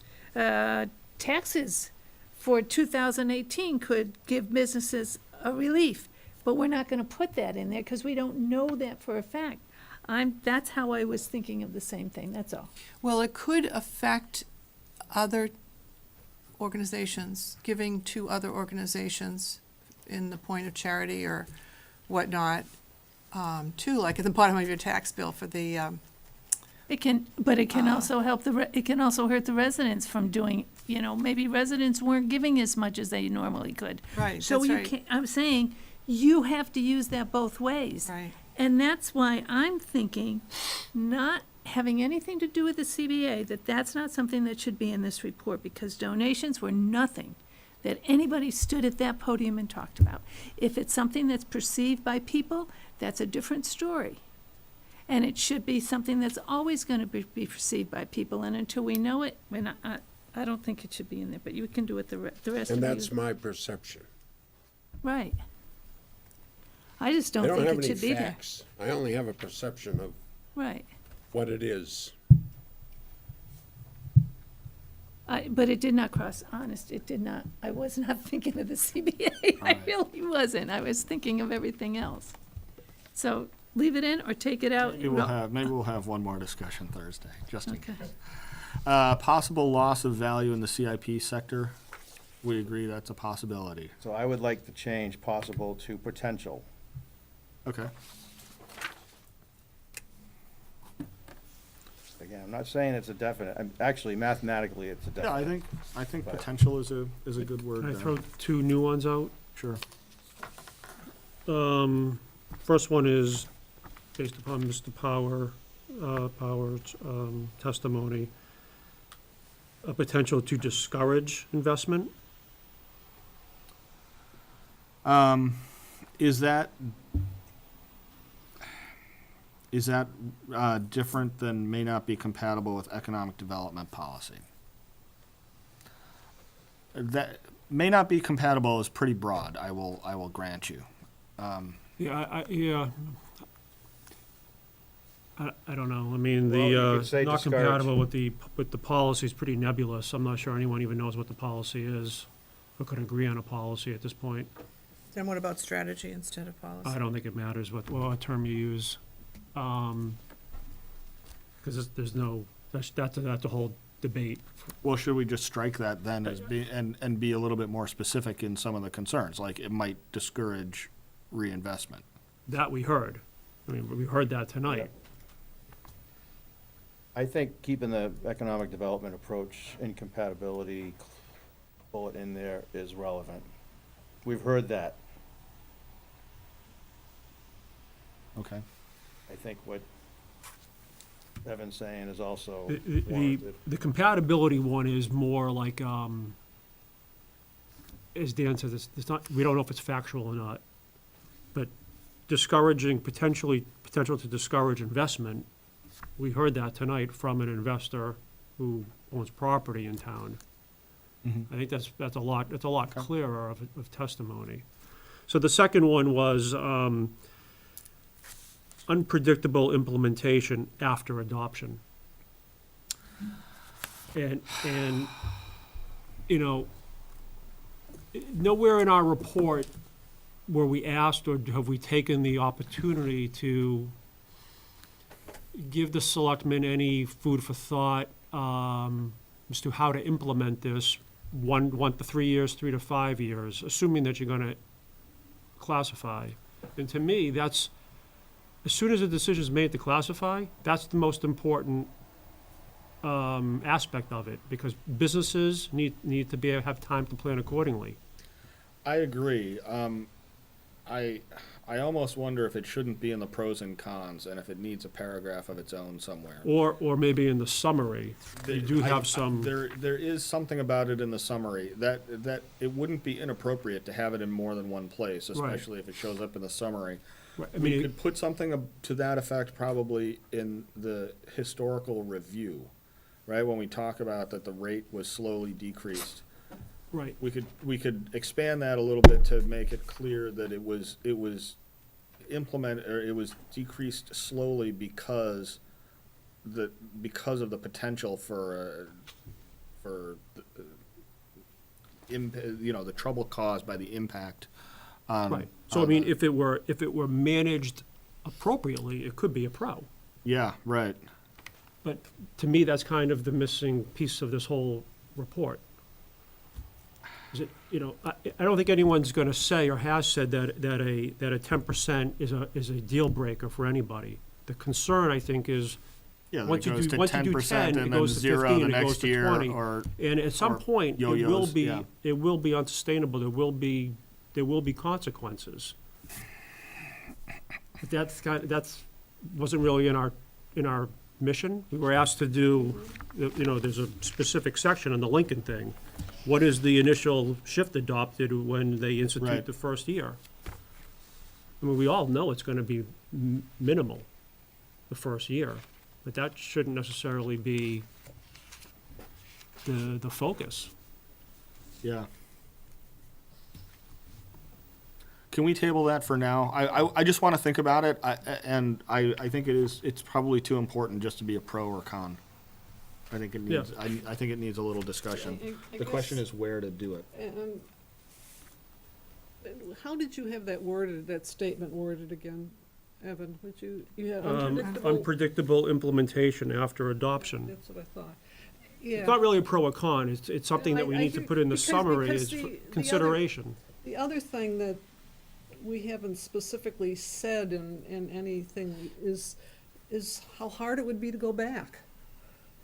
the impact of, you know, if you wanted to get rid of, if you adopted classification and then wanted to go in the other direction. Right, but I mean, and that's part of our challenge. We Right, haven't, that's- we've specifically stayed away from the why related to the policy. Yeah.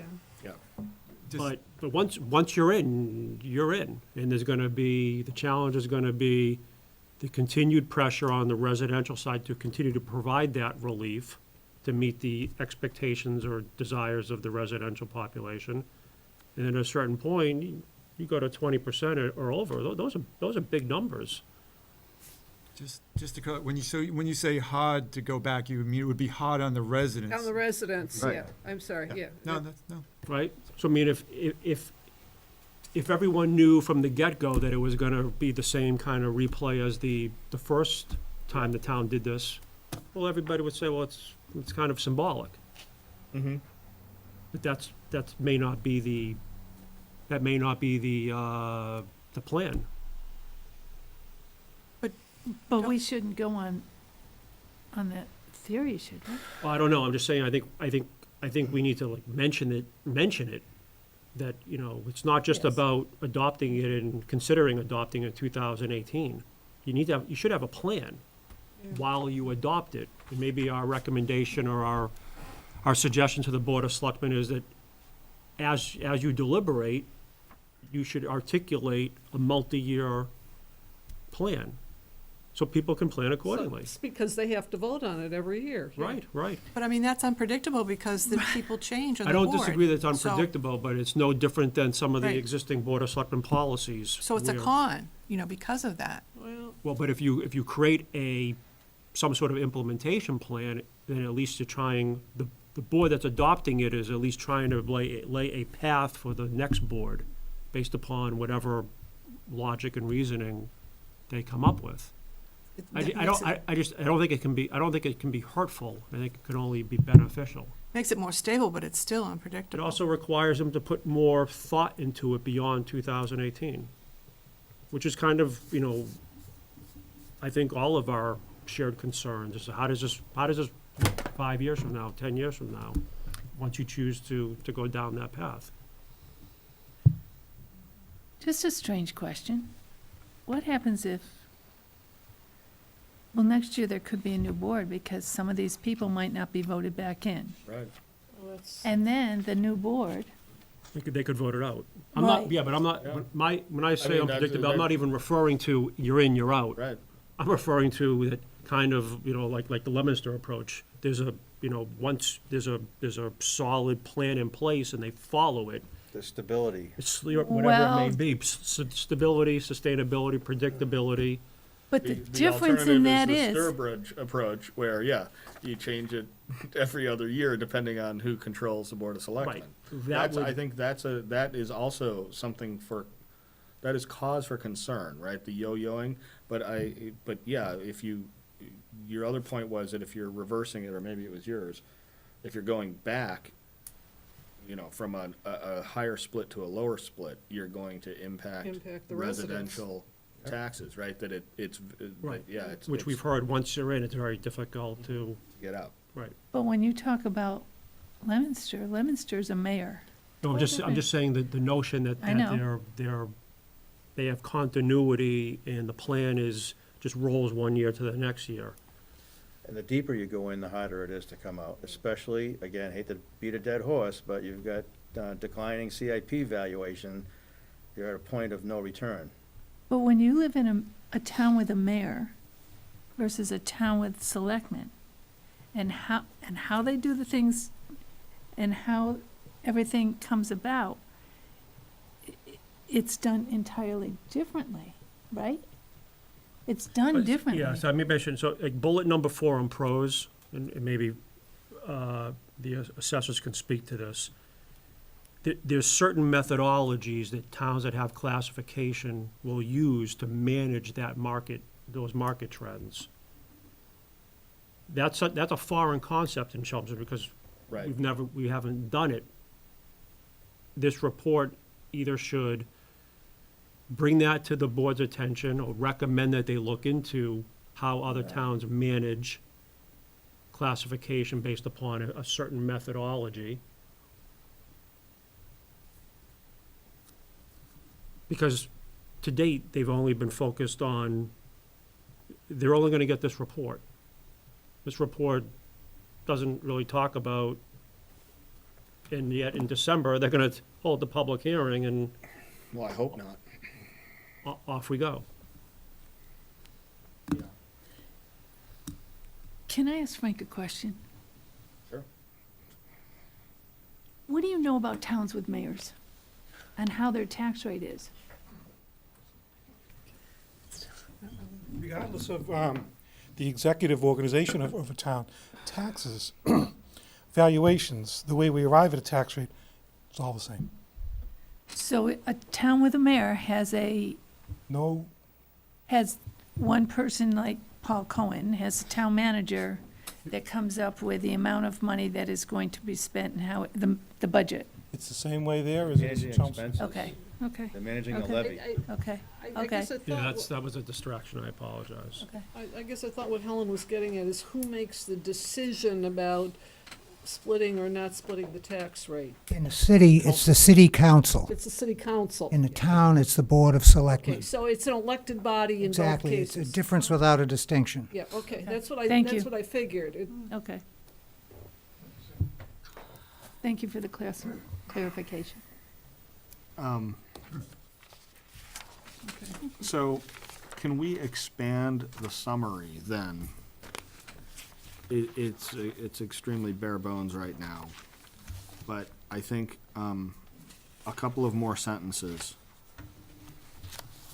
That unpredictable implementation of split rates is bad for business because it impacts their ability to forecast. And so, once a decision is made, it needs, I'm having a little trouble with the words here, but a decision to engage in a split rate should not be made lightly, and it should be made in the context of a 5-year plan to give some predictability. You could say the That's- long-term plan. Long-term. Long-term plan. I do think too that just my opinion, and it probably hasn't been spelled out in any of our presentations, but there should be a specific reason for doing it, not just arbitrarily doing it because it seems like the right thing to do. That's the notion that I think needs to be clear. Isn't the reason we're doing Can- it. What's the reason? Can we- What's the specific, you Can go we back put, to this. all right, again, can we put something like that in a summary where we haven't really discussed it in the body? The body of the split rate discussion is mostly about the mechanism of it. I'm okay with putting it in a summary, or we could have some kind of discussion either before the pros and cons or before the summary. Wasn't it discussed with the history of Chelmsford's split tax and why we did it, or I did gloss over it? We was the could, reason? we could try to do it a little bit there. What about in your final summary? Don't you have a? Maybe a And I think final and I summary, think that's because outlined in the history of the statute too, that it's, But the why is more of a testimony in front of the Board of Selectmen during the public hearing. I think the how, this committee referencing or bringing to their attention how you go about doing it is more than appropriate. all right, But the why okay. is, because there's a couple other things I think that don't get pointed out either that are germane. One is that the splits have a greater effect on the CIP side than on the residential side because of the imbalance in the market share, right? So a 10% increase on the CIP side gives something like a 2% decrease on the residential side, and that is actually spelled out it's in the tables, you see in it the too. tables, right? So, so I don't know, maybe that's less critical to have in there. because it's referenced. The other thing that we don't really talk about is this idea that the reversal of a split rate will have impacts on the residential side. So going backwards is difficult, that it tends to be a one-way kind of ratchet almost, and it's really hard to bring it back unless you're talking about small changes, right? It took them Which 3 speaks years to go from the importance of 1.05 having some to sort of 1.02. annual methodology that's consistent and right. coordinated. It has to be part of a long-term plan, and that long-term plan has to be reviewed Otherwise, every it year. becomes political, where you're pulling, the pull and tugs become a political tension, as opposed to you're trying to maintain or strike some sort of reasonable balance. Right. And then the last thing is discussing the concept of using a split rate to manage the levy share. That is, if one of the ideas is, say, we want businesses to pay 20% regardless of the valuation, right? And that's how you would, you talk about having a long-term plan. That actually is a long-term plan to maintain the levy share of the CIP properties at 20%. But we don't really go into that. We don't. I don't know. I'm not sure where to put something like that. I think it's in the summary, and Okay. these are items that we think are important for you to have further study, further analysis, consideration. For consideration, yeah. Okay. All right. I will try to write something.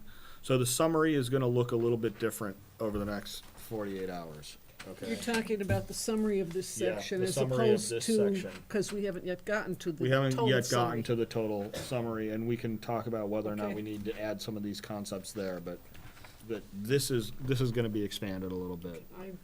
Should it be touched on in the conditions of a split rate? No, because the conditions That's are mostly the data. legalese. Okay. yeah. Okay. the law. So, Mike, to your point about the disproportionate burden of taxation on CIP, may be listed as a con under the pros and cons, and it kind of offsets the pros of the tax savings for residents, but Yeah, I mean, I thought about that, but the flip side of that is that you get a little bit of leverage if you get some CIP growth. One of the other things that I talked about in the summary is what it takes in terms of increases in valuation of CIP properties to give a kind of an equivalent reduction compared to, say, a 1.1 split. And the thing is, you actually don't need nearly as much increase in value if you already have a split rate. I'm not, again, I guess whether that's a pro or a con goes back to which side of the split you're on.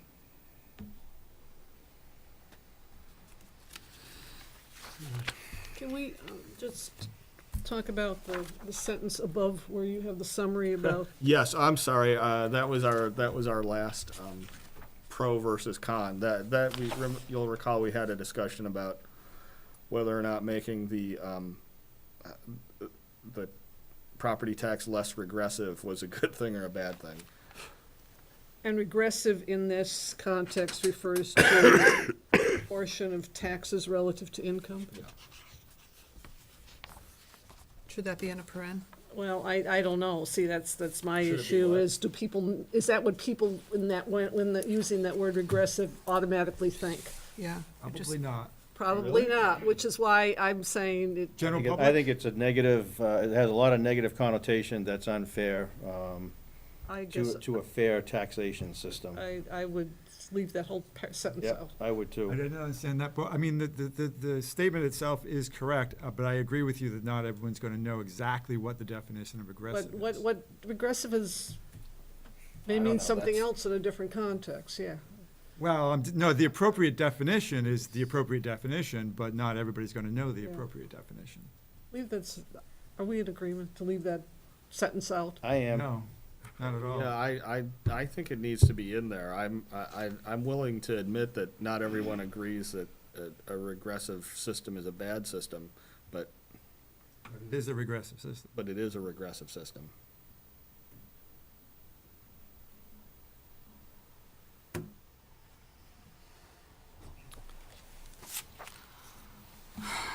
All right, small commercial exemption.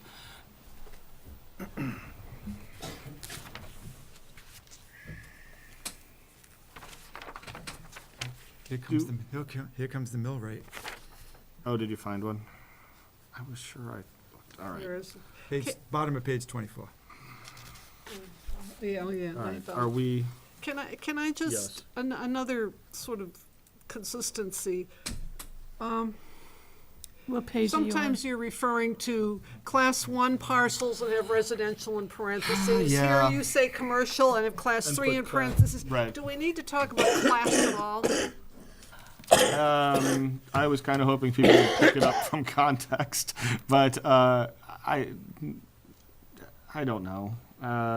I'm trying to think if there's anything in there that was critical. Again, a lot of that wording is taken from the state handbooks or websites, and so they talk about it in terms of class 1 and class 4. But we could strike it entirely. The reason I left it in parentheses there was just in case I had a reference to it somewhere else and people could understand it.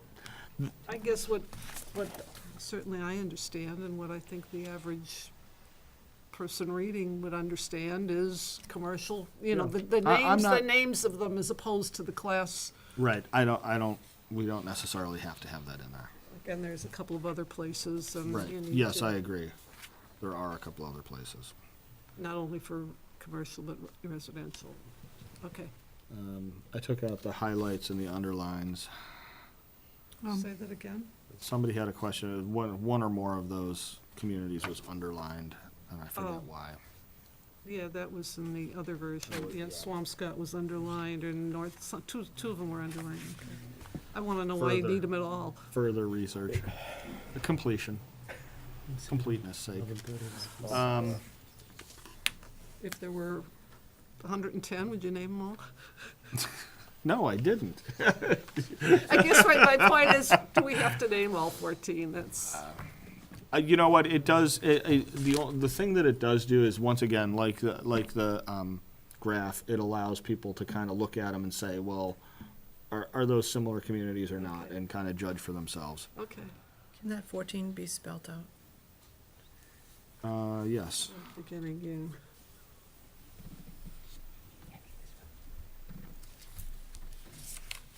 Just the beginning one, or both? There's some numbers throughout the report that might need to be spelled out versus, Certainly at the beginning of the sentence. Okay, that's fine. Anything on the conditions?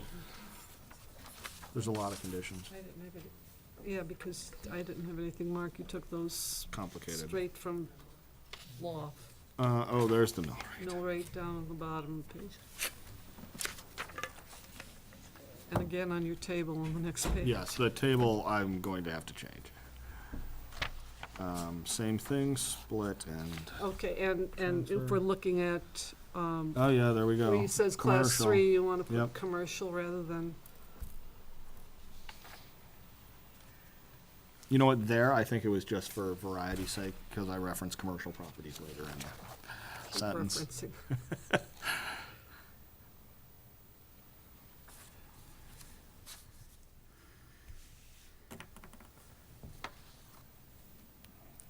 Okay.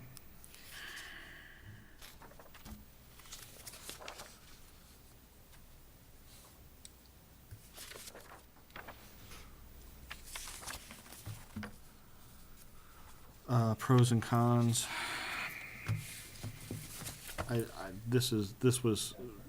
These went a lot faster than the split rate ones. I don't think there's anything else. The only thing under cons, I think we need to make it clear that if limited without a split rate, some commercial would pay less than residential properties of the same value or of Yes. similar value, Of of the same, similarly valued properties. yeah, something like that. Just so we know that. Yes, good point. Overlay pool is not right. Overlay fund? I'm sorry, The Yeah. third one. The assessor's overlay reserve? there's no,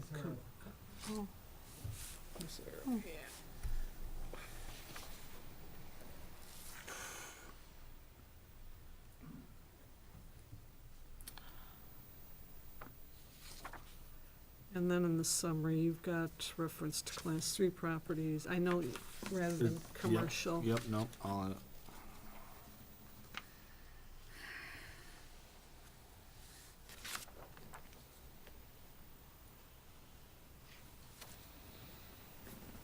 Okay. Anything else there?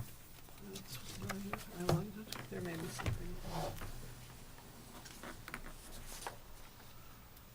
Residential exemption. I had a typo in the it's calculated down. Are we on the, oh, we're not on the same page. No. Residential exemption. Okay. Okay, we're good there? I'm good there. Okay, okay.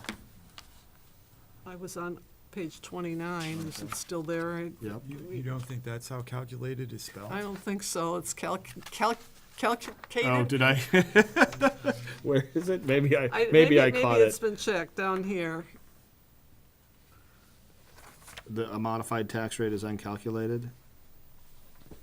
No, this paragraph, in applying the exemption formula results in, And the calculated new. if you have calculated, Yeah, I must have caught it this you must have afternoon. called, there was a K there instead Oh, of an yes, L. that's right. Well, that's my Greek spelling.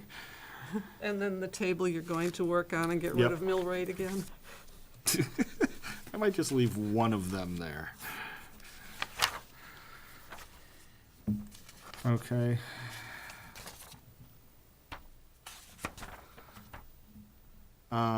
No real changes there. I did take out the table. Sorry. I'm sorry, the table of rental properties. Oh. Right, I went to just, this is on 31. Back on 29, Oh, yep. RE down the bottom, paragraph 10% RE.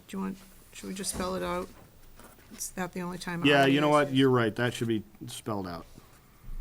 Oh, and that was, you had value known as class. That, Well, yeah, just lose that whole just, thing, right? Okay. And then the known as class 1 Yeah, property we out? can take that Oh, out. surprised I used a big circle. Okay, and the was that in an older version of this, or the table with the rentals, you said you took it out. Yes, that was in the older version. Okay, Um, it's not in anything you, It's not there now. So net effects. And- The second table is the non-owner occupied. And just, Yep. whatever you do with the other chart, be consistent with the red parentheses. Yes. However, I don't care. however it came out, the right borders aren't here, and So mine are. I don't know. All right. I'll make sure that the borders are there. are there different I marks? redid that a couple of times, so. I don't know. All right. I think we're on to pros and cons then.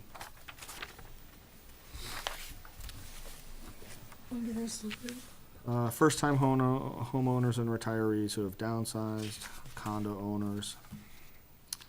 It's not income-based.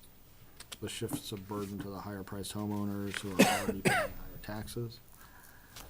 Doesn't help the rental properties. Could create tension between residents. Is that too vague? Yeah, what does that mean? Well, there was a little bit of discussion about if you implemented a residential exemption, would there be would it exacerbate conflict between high-end property owners and either condo owners or people who have messy yards? I don't think a tax rate is gonna implement that. between somebody who has a messy yard. And as for anybody Yeah, I that mean, has in some ways, it time- feels like we already struck, Just creates Create- divisions Yeah. within the residential community. Division, I mean, That's that's a what it good word. does. could so create a division, I division, mean, whether that creates tension or not right, yeah. remains to be seen. division between residents or residential owners. Yeah. I mean, yeah, because we did take out at one point, we had a con that the split rate would create difficulties between businesses and residents, and I think at the end, we finally decided it was unlikely to actually create it. It might be an excuse for it, or If you it take that might- one out, you may want to take this one out. Right. It's not I think you data-driven. take- Yeah. Right. It's It's more emotionally driven. feeling. So you're gonna take that whole I think we'll bullet just out? take that one out. It's okay. But the additional work, is important. I'm sorry, what? The additional work required by the assessor's office, I think stays. Oh, I Yeah. missed, definitely. Oh, you've and updated he- this since I printed it out this afternoon.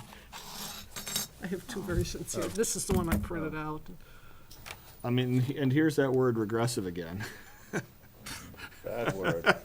Where, in the the summary. summary. Although you do soften it a little bit further in the paragraph. Yeah,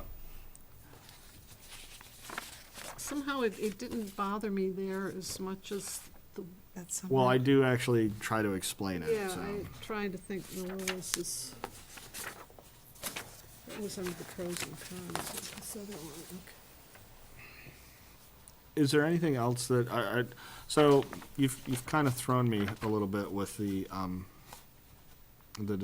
summary of the split rate. Are we overlooking anything in the summary of the small commercial exemption or in the residential exemption?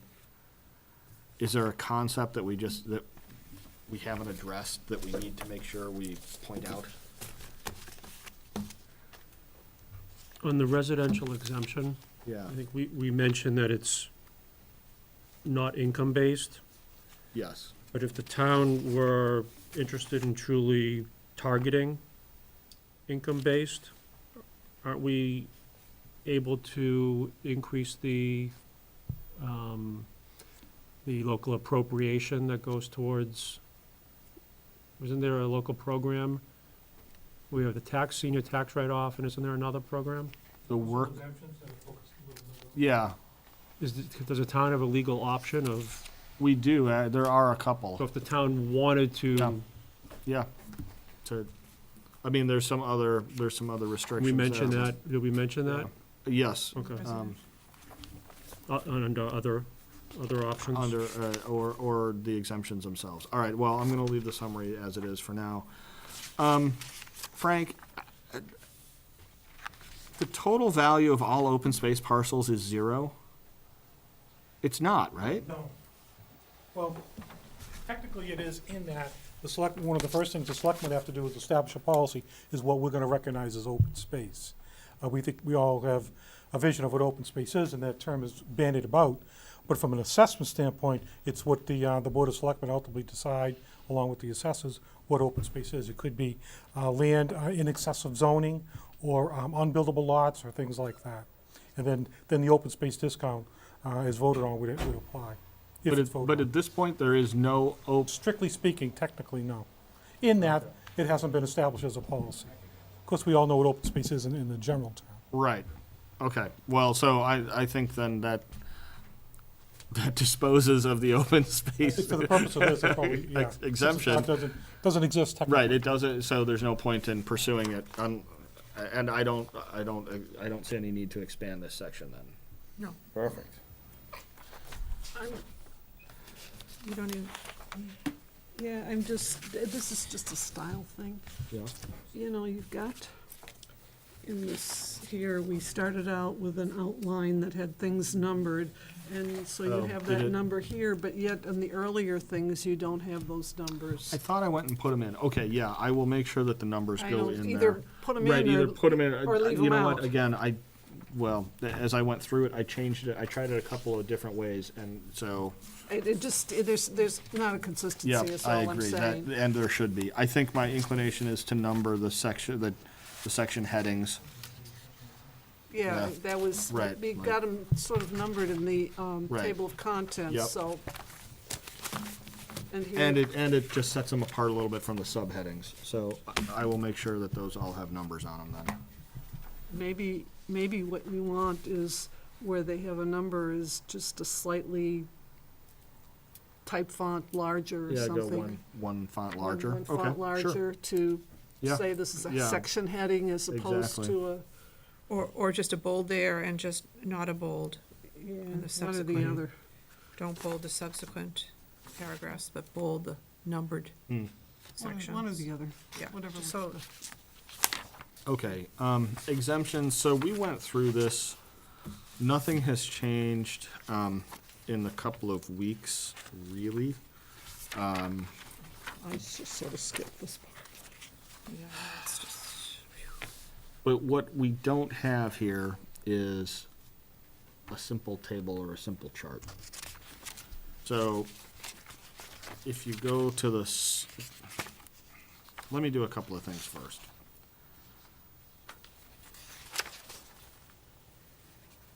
The Category 8, personal property. Everything up to there, I think, is correct and straightforward. Although I still don't understand, Frank, do you know why we're not getting reimbursed for either the 17s or the 41s? Okay. I can research that and reach out to the. Yeah, I mean, I don't think Just a we rationale. necessarily have to come up with that answer, but I don't, my reading says we should be getting something. Maybe not 100%, and it's not a lot, but No, I just don't understand it. neither do I. What we do is we submit all the information to the DOR on their portal as to how many we granted, what we granted, Yeah, count all that, and then they graciously reimburse us. Right. What the rationale is, I don't know. Yeah. You're probably right, but I'll look into it and get an answer. okay. Will you stick around? Sure. All right, personal property. We talked a little bit last week. Do you have a recommendation, one way or the other, on We only adopted the increasing that 5,000. exemption? We did that about 3 years ago, so the data we have, I talked to John Souza a little bit about this, who I worked with the tax collector, and you're right, we could go to 10,000, we currently have 5. And I don't have the numbers in front of me, but I think I sent a PowerPoint to you showing how many Yeah. communities have the 5, how many have the 10. Yeah. We decided to start out with 5, gauge the success of that, and from that point, maybe revisit it at town meetings to whether we increase it somewhere between 5 and 10. What we've been measuring is, as I explained, John was kind of devoting a lot of resources to chasing delinquent accounts. Right. So the intent was to try to eliminate that. So we've been charting that over the last 3 years. I'll reach out to him, see how it's going so far, and maybe in a year or so we can revisit this. Should we put something into the summary about a recommendation for that? That it should be looked at, that it should be, I mean, I don't want to create work for you. No, it but- wouldn't, because it'd be a simple thing that I'd put it on John, actually. Yeah, all right, that's fine, we'll make John do it.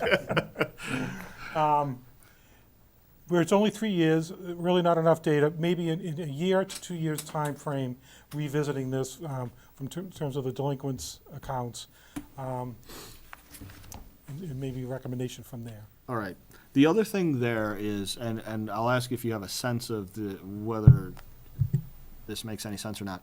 Is there enough overlap between the people who pay personal property and the people who have small businesses in town that if a split rate were implemented, that by extending that the personal property exemption to 10,000, you might be able to direct some relief towards the people who might be otherwise hit by the split? Yes. Certainly going from 5 to 10,000 would eliminate some possible, I can't recall the count. Yeah. And it would eliminate them from getting a tax bill at all, which, personal property tax bill, Yeah, right? right. Okay. Without that, they, of course, at a split rate scenario, would be paying on the split, the Right. commercial rate. Okay. I mean, these are not like totally different things. We're not talking about people with a couple of like snowmobiles in the garage. No. Right? And one of the sort of unintended consequences of you doing the 5,000 was probably eliminating home businesses. So if you go to 5 to 10, that certainly would pull in more of those that we haven't captured in the first round. in relatively smaller businesses that don't have much business taxable personal property. Okay.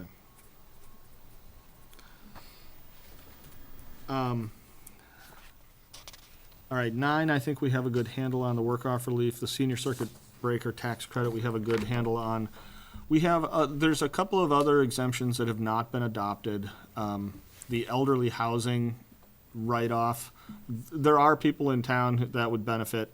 The in-law? Yeah, the in-law apartments. I haven't explored that very much or talked about it with anybody very much, or including communities that have adopted that. Yeah, I have some concerns about it, okay. in that somebody puts an in-law in the apartment with, in their home with the best of intentions. In fact, for the first 5 years, it's used exactly as that. At some point, maybe it's not used as an Right, in-law any right. longer. And I don't know about this kind of tax benefit. With some control over that in terms of oversight from my office to see Yeah. if it's still being utilized as an in-law. I don't know if I can, how much I could do with that in terms. So I think I'm going to just leave it in there under the heading of other exemptions not adopted Yeah. by the town. And then, but rather than try to recommend something like that, I'll leave it up to the selectmen to take the initiative to ask you about that sort of thing, Yeah. right? That'd be fine. Okay, other exemptions not adopted includes the double personal exemption, the 5C.5. Right, that's And- doubling the benefit amount? Yeah, Right, basically. or anything in between there. Or any, up to 100%, yeah, it can That's go right. up to 100%. But I did write up a little bit about what that would look like I saw in that. terms of the town and the possibility The that possibility of an overlay. it hit. might be more than that. Right, and I wish I could give you some serious, hard numbers as to what the impact is. I think until we do it, Yeah. we're not gonna know. There's a little bit of an Right. open-ended There is. commitment there. The National Guard, I'm not as familiar with Exemption. that as I ought to be. I was really, until we started researching some of this, I really Yeah. wasn't aware of that one.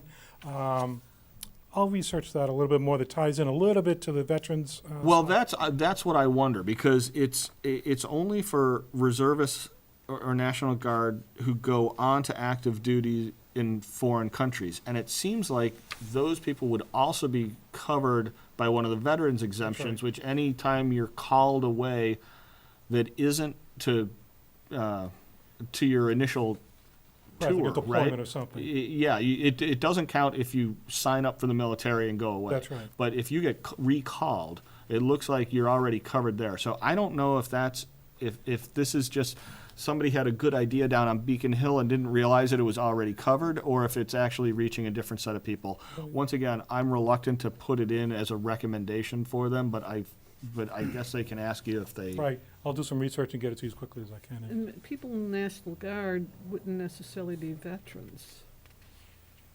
Isn't that true? No, No, that's they not would be- true. Well- They would be veterans. And sometimes the National Guard, I think, has been called up to go Yeah. off to. Right, sometimes for extended, the National Guard, I think, handles most local stuff, but I think they can be deployed. Yeah, so. But this is only when they go on yeah, for but foreign your point deployments. that But yes, You seem to be making the point that you thought they'd be covered under the veterans one, and I'm saying that they They might might not be. might Yeah. not Yeah. be, I think you might be right. and which is why you'd have a separate. dang, the water and sewer. We decided we're not. We didn't adopt that We didn't provision adopt that's the mentioned at the bottom, and I think 21C9, the next and- one, 21C. Yeah, I need to make that more clear that it doesn't pertain. I did Same- talk to John about that to get, Same thing, oh, here we go. Yeah, you know what, I've just got the note under septic system as well. Cooperative ownership. Any idea? all ears, Mike. I don't, I read your explanation and, well, you know what, the explanation is Copy just and paste, the, Mike? no, it's just the MGL text, because I can't make head or tail of it. no, neither could I. Neither could I. I wonder if it really pertains to anything, or was just something that's been in place for quite some time. Yeah, I think, so my inclination is to strike that whole paragraph, pretend it doesn't exist. I suppose if the selectmen are watching, they'll find out what we've We done. should have said that about 6 hours ago before I tried to read that. I You're not don't- the only one, John, thank you. I don't know, maybe I'll try to summarize it as we don't know what this is. The second senior circuit breaker, So we're scratching that. Oh, yes. Clause Using 57. the circuit breaker information to grant another, yet another exemption on the local level using circuit breaker information. That's what I assume you're referring to? well, that does seem to say that does seem to be what it's saying, but it doesn't seem to say anything about how much or who determines how much. It's not to That is exceed the the amount select- of the income tax credit. It's the selectmen that determine that, the secondary one you're speaking of. The other one, of course, as Yeah. we've discussed, just to make it Right, clear, is That's a is- state credit thing. that has no impact on the town finances. That's correct. And that criteria, as you're alluding to, could be based, could be used to judge whether they get yet this other exemption. And I think it can be, I think the selectmen determine the amount, and then the criteria set up by some of the assessors, the Board of Assessors. They can set up any amount up to the amount of the income tax credit. And what's the eligibility for it? The eligibility would be the same as the circuit breaker.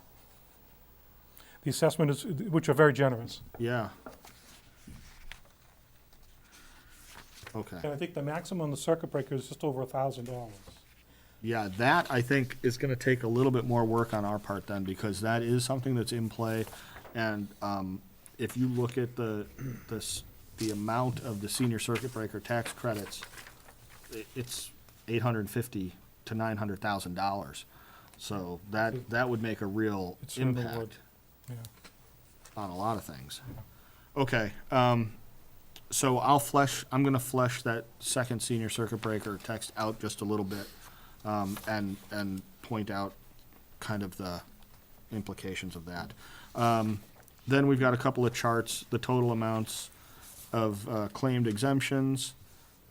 This is, it's significant because of the 5C&1/2, which allows, it's the selectmen who implement that, or is that town meeting? Town meeting. That's what I thought. Okay, I need to make that clear.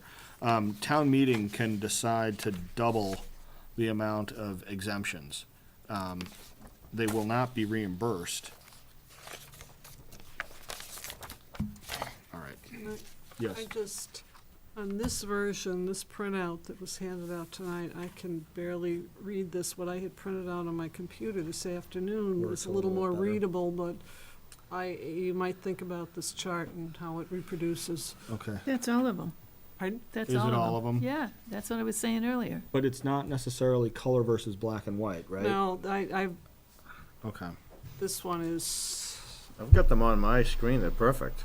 Yeah. They're just small. Right, they're small. yeah, but on They're not this pretty. this printout that I got tonight, it's not perfect. It's very difficult to, well, certainly the guide on the side is unreadable. The Both sides graph and the itself bottom. is, but the typing, the words and the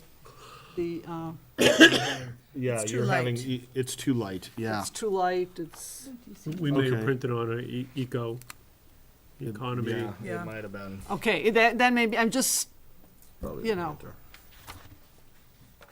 Okay. that may be.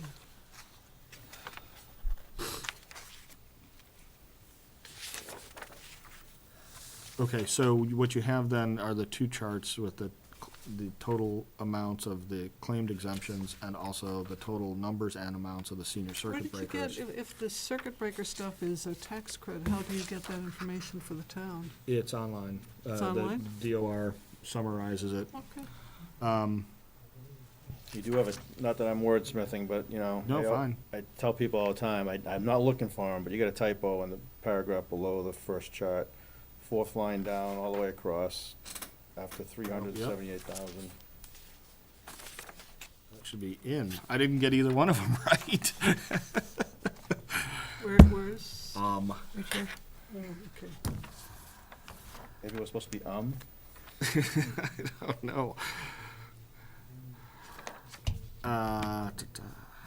All right, so I do kind of reference the increases in the single-family tax bill, the average single-family tax bill, which I do not provide a chart of. Do we need to put that in an appendix somewhere? I think it's well stated right there. Where, well, what are we referring to? So the amount of relief granted through Oh. most exemptions has remained largely Third line. constant. It bears noticing that the average single-family tax bill has nearly doubled in that time, and I just give the numbers without citation. Okay,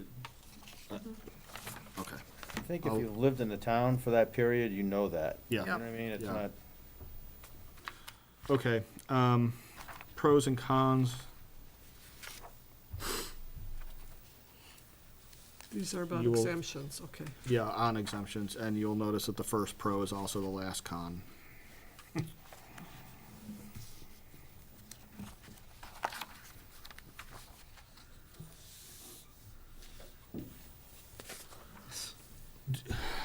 What we were asked for from the selectmen originally was a list of things to a list of potential changes to the exemptions. I don't think I'm going to write them all up, but I will add to the summary the possible increase in the personal property exemption from 5,000 to 10,000 in the double exemption under, Senior? 5C and 1/2, which would double all of the exemptions in the first chart, and it's discussed there. And also the senior circuit breaker,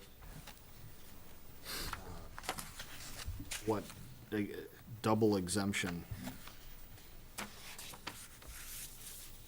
That would allow the Board of Selectmen to award And you're going to, property tax exemptions up to the amount of the senior circuit breaker tax credit for people who meet that same criteria, It will be vary from individual to individual depending on depending on their how they, tax credit. that's right. Well, the benefit for a senior, for a circuit breaker on the state tax level is at, I think it's around $1,900, or a little over $1,000, I think. It can, their qualifications can vary. They may only get 500, may Right. get 700. So it would tie into that number in terms of the local benefit. It'd be a- So if the selectmen chose to award 50%, Exactly. then whatever you got as a senior, whatever you got as a tax State level, credit, you would get cut half it of in that at the half, local. and you'd get that much knocked off your property That's right. tax bill. That's right. In addition to any other exemption, I believe that's in addition to some of these others. I think that's, yeah, you're right, that it's an Which is a additive. big deal because many Right. of these are not. They don't, you can't do two of these. and all of that would come out of the overlay account. You would, well, essentially, it's revenue foregone, yeah. Well,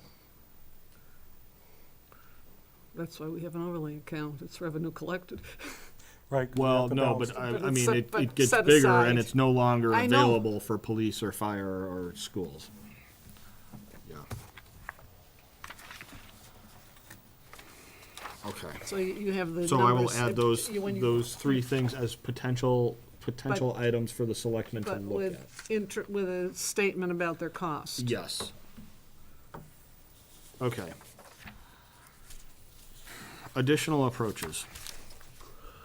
A couple of, I called it multiple shifts. If somebody has a better phrase, I'm happy to use it.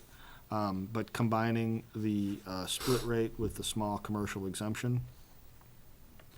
And here I'm a little bit more explicit that the residential property owners would see a decrease of about 2%, and the commercial owners who are not eligible would see about a 10% increase. I can go back and add that to the that mostly comes straight out of the split rate. I can add that to the split rate if you guys think it's I useful. would like to see that. Are you looking to put that under the cons or pros or? I would put it in, just put it as a piece of text accompanying the table. Yeah, that's fine.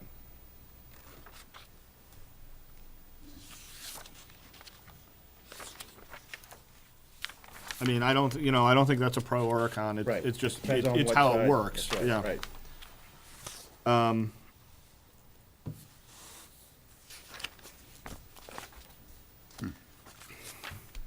And then the combination of the small commercial exemption and a residential exemption with the split rate And the only real takeaway there, the only real difference compared to the residential exemption alone is noted that the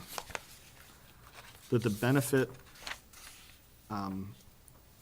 goes a little bit beyond the average price home, right? So if you look at the commercial exemption, you don't have any reduction once you get to the average home price, and as you go up, your tax rate or your taxes increase. Here, when it's combined with a split, up to I think 500,000, actually sees a small reduction in their overall taxes. Right, even though their home is worth more than the average amount, it's that the split rate is having an effect there.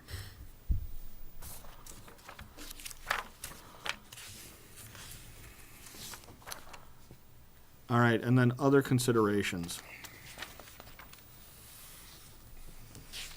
Tax classification is tax policy, but you have to look at it in kind of parallel with economic development and overall levy. I'm just back a Yes. page. I'm just thinking about your, the charts before.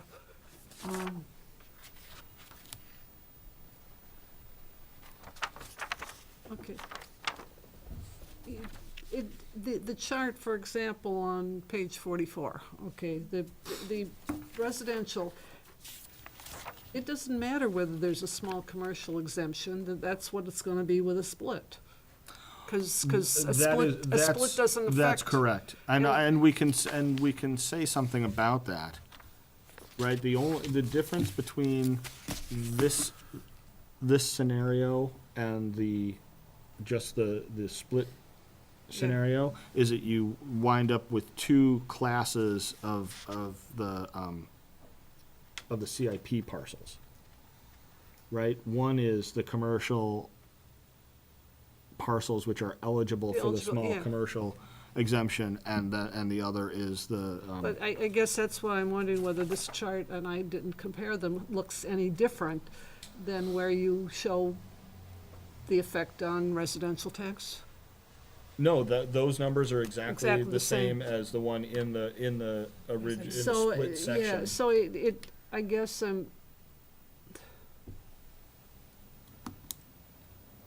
I suppose I could take it out and just say well, I refer mean, back to the original table, but. it seems like there's an implication that somehow having the small commercial exemption somehow affects these tables because you have it under here, and it doesn't. It has nothing to do, do you know what? I understand what you're saying, yeah. And that's all Could I suggest that you just make it clear that you're reproducing the table just for comparison purposes? Whatever, yeah, but I guess it's in the heading that because small commercial exemption has nothing to do with, At a minimum, someone can make an inference that is not correct. and similarly, here, where you have non-eligible, you didn't up here where, in this one, where it says CIP eligible, but where it says CI non-eligible, then you said plus all three, and the residential. No, you know what, that's just, that is a, And I guess you're doing it because you're talking about combining all of them and all of them being, no, that is a typo. It's not supposed, this is why I did these tables like 10 times trying to Okay. get everything straight. okay. And that should be split plus SCE only. There should not be any, on And- page 45. Yes, those should be split plus SC only. Right. And On then on page 46 through 46 should 48, be, it should be split plus Plus- SCE plus RE. well, not on this first table, which talks about owner occupied residential. That, the only thing that's affecting those Oh, is I've the got it residential then. exemption. No, the split is also affecting The split, those. I'm sorry, the split and the residential, Well- not the SC, not the. Right, you know what, that label there is coming out of just the way the worksheet runs, Okay. right? I've set it up that way. I mean, You're correct, that, I mean, you're right that the numbers don't actually change on the residential side, depending on whether or not there's a small commercial exemption, but I'm not sure how to say that without, and maybe, being more maybe it complicated. should be there in all of them, because the whole section is talking about the possible implementation of everything. of those three things of all at those the same things time. operating, Yeah. even though they don't affect the Even though they taxes on- don't affect each other, in some cases, yes. We follow all that.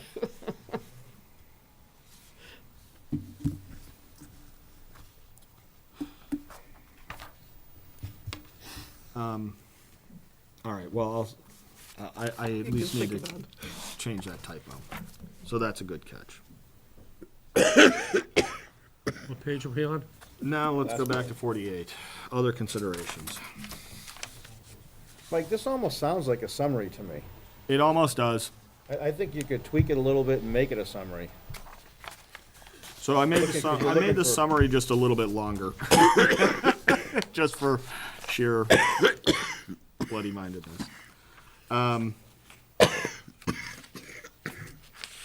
I did add the kind of points of comparison, the approximately 2% reduction you get in residential property taxes from a 1.1 split or a 9.9775 residential factor. Works out to about a $2 million reduction in the operating budget. Alternatively, you could get that by increasing the CIP valuation by about 125 million. And I think the difference there with the 80 that we talked about earlier might just be the growth in the overall valuation. All I did was go in and start playing with numbers until I got a 2% reduction, and I was just adding to the CIP value. If you took value out of the residential and put it in the CIP, I forget what we it doesn't did. make Do you any remember difference. that? We did do that. We came up with 83 million, See, still working. 129 analysis. Right. Well, that was 2013, so I think the difference may just be the growth in the overall number. You would get a difference if you had a split rate, though. Like, this is where that leverage comes in. If you Definitely convert, didn't like, assume it was with split rate. what's being talked about with Route 40, if you convert residential to commercial, there's no real help for the residential side with a single rate. But if you had a split rate, you'd actually get a little bit of a multiplier effect. Right. What I did with EDC was, Yeah. the idea came up, geez, how can we increase our CIP? Right. It was talked about 25, 30, to 25 or 30%. I tried to demonstrate what that Yeah. takes in terms of valuation. It's Right. monumental. Right. And that's how we generated that. Right. Do you think the difference between 83 and 125 is just a 5-year time period? Uh, What do you think the methodologies were different? I can't remember exactly what we. You want me did. to I'll send you what we? why don't I send you two what I did with this, and you guys can get a look at it and see, if there's something, if there's They're something both that big needs to be numbers, which tweaked. speaks to Right. just Right. the last sentence there, the Yeah. 5 or 10 year. I remember we spoke about it, and I remember you asking Lisa was here, what was a reasonable expectation for 129? But I don't think a 5 or 10 year period resulting in 80 million is, that's You think not it would take accurate. longer? Much longer, yeah, much longer. Should we say 10 to 20? Is 80 to, should we say 60 instead of 80? 10 to 20, if you're looking for Okay. anything mean, remotely close to 80. Okay. But I didn't put anything in there about Route 40, which we could maybe extend it with. Well, again, I think, and you had some other numbers about where the balance of power lies, basically, with the various CIP Yeah. values, and we could put, and I'd be happy to add that in there. I mean, a more complete picture is better, right? What did you say, that 129, something like 55% of the town? Of the total CIP, between personal property and values. Is 129? Right. Wow. Yeah. Wow.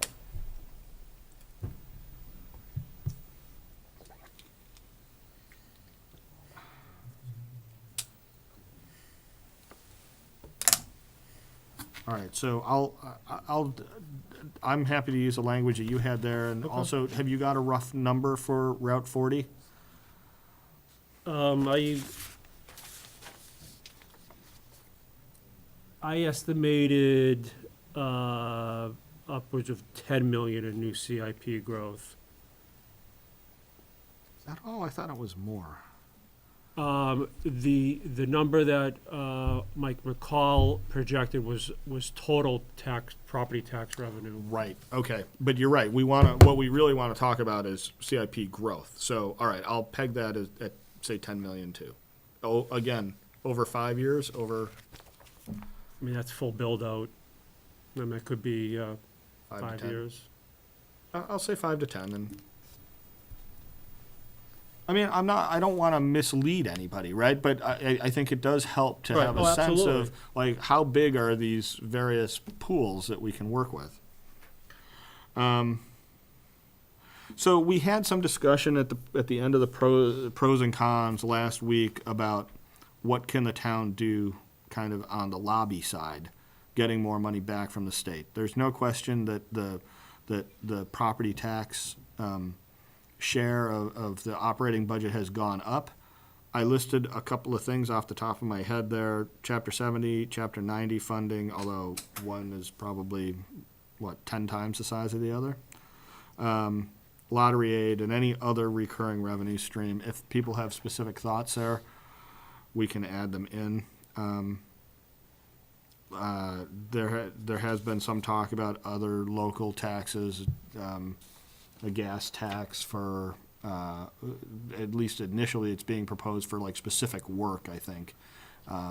That Route 3 interchange. But, I mean, the concept there being that, you know, if you want to, if the state's not going to provide it, they need to give the town the ability to provide it. Are there other kind of initiatives with Beacon Hill that the town should be pursuing in terms of revenue? Is there anything transportation-wise that's? I guess, you have that in a summary that I haven't read? All Oh. that, Yeah, I sent it out Okay. I sent the summary out this afternoon, I the think. full summary. Oh, no, that's the full summary. Oh, you know what? I'm sorry, I do. I have a paragraph that wasn't in the original Oh, summary. so- All right, well, let me read it then. A third possibility could be to reduce the town's dependence on property taxes as a revenue stream for the town.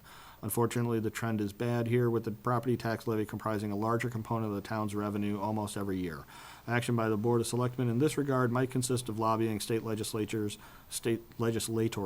to increase Chapter 70 and Chapter 90 funding, lottery aid, and any other recurring revenue stream possible for the town. Probably get rid of possible. I mean, if the selectmen don't know what they ought to be doing, then, I guess, the point of this is other options, and it seems fine to me that we should be having to spell out all these things, I'm not certain is, I would have done. But I agree with her. I mean, I think it's good to say that there's a different approach, that if we can get more money from the state, but I don't think we're in a position to suggest where Where. and how What to they do. do that. Where- Should, yeah. should it just be a single sentence then, Yeah. that increased, yeah, lobby for increased funding from the state? Okay. yeah, I think that's more than sufficient, because All right. whatever they, it's not part of our mandate, and whatever Right. they do, they ought to know, they ought to be doing that. I'm sure they are. Anything else that I've overlooked there? Now you sound like me. You're rubbing off on me, Dan. All right, that brings me then to the summary, I think there's something we missed in which is about a page and a half. considerations.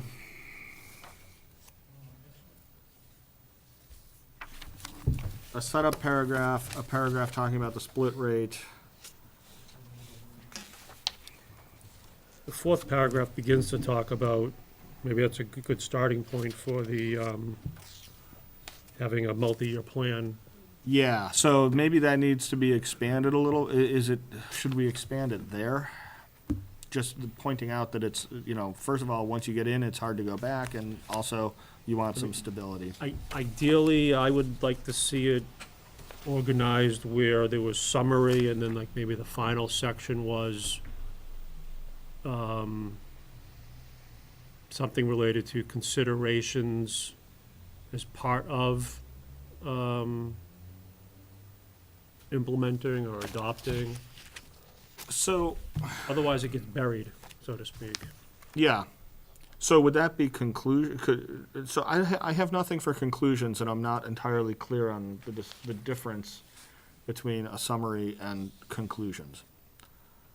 I thought we were gonna, are we gonna give them a conclusion? on Well, what they- I guess it depends on what you mean by conclusion. If by conclusions we're talking about things to consider, I like where you have other considerations, yeah. maybe combine that with the summary, and then other considerations could be an entirely new text related to food for thought for the selectmen if they're going to pursue classification related to year-to-year, multi-year plan, coming up with a methodology, trying to create a policy so that the next board has. Most of what we talked about there has been only in relation to the split rate, right? Right. We're not that worried about residential exemptions swinging from year to year or small commercial exemptions Right. suddenly starting or stopping. So maybe the place to do that is in the summary of the split rate. Yeah. If it's going to be considered, these are things that need to be considered. But it almost warrants its own section, meaning it's, factors related to implementation, Yeah. considerations related to implementation. Within the split rate section. I think it almost gets Barry? lost at that point. Well, I think that's, maybe we can bring it back out in the summary Yeah. then, right? In that paragraph that talks about the split rate, reprise those points and say these are, Yeah. that, because I do think that the summary is gonna wind up being the thing that most people read. Right.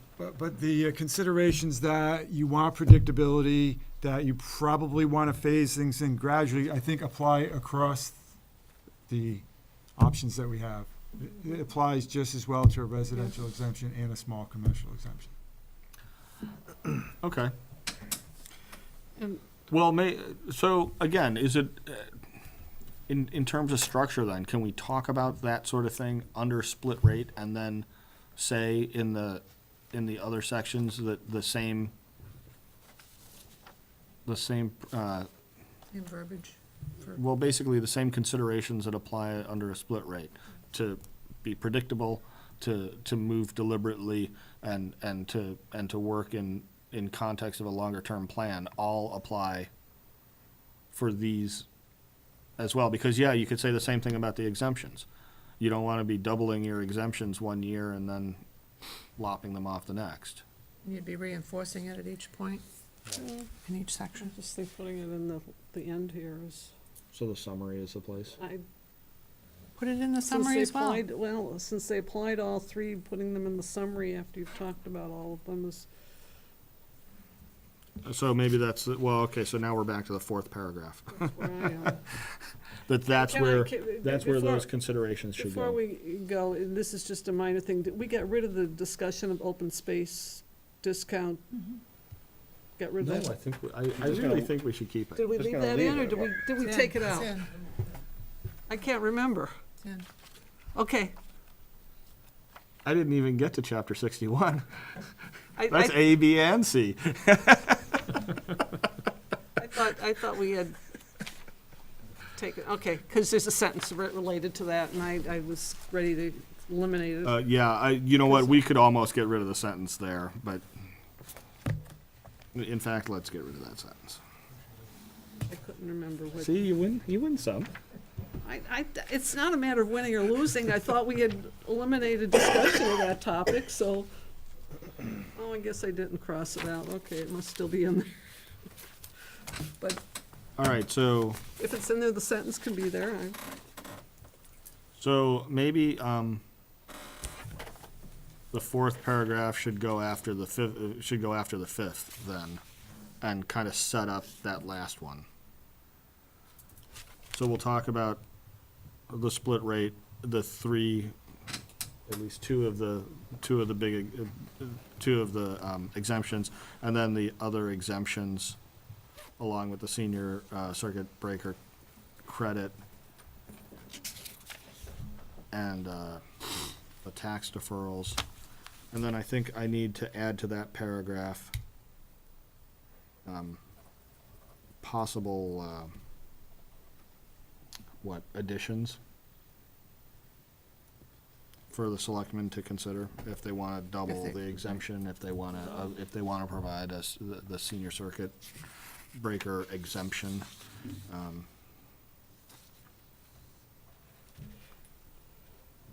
And then, yeah, if we start talking about changes and why it's important to be predictable and stable and part of a longer plan, then I think that sets up the last paragraph fairly well. Well, I'm sitting here moving the fourth paragraph and sort of combining it with the third paragraph. It talks, both paragraphs talk about long-range planning. That's I mean, true. the timing of it, et cetera, so there's some of the same, I don't know. Okay, I well, don't know. again, You might look at it you're- and think about how. Okay, let's, 3 and 4 we'll, okay, if we do a little bit of writing, people will recognize it on Thursday. I mean, I'll send it out as soon as I have it, so, but I think we're clear on what kind of changes need to Can happen. you just red mark it Yeah, yeah. Anything that's added will be or deleted? blue and In the- strike in the- throughs, yeah, Tracking changes. yeah. Okay. Are you gonna print it again? I'll add some appendices. We're getting there. You try printing out my charts or not? I didn't. I did not try to print them out. Okay. I will Yeah, try putting them out. I'm sure it will go fine and no problems at all will result. Okay,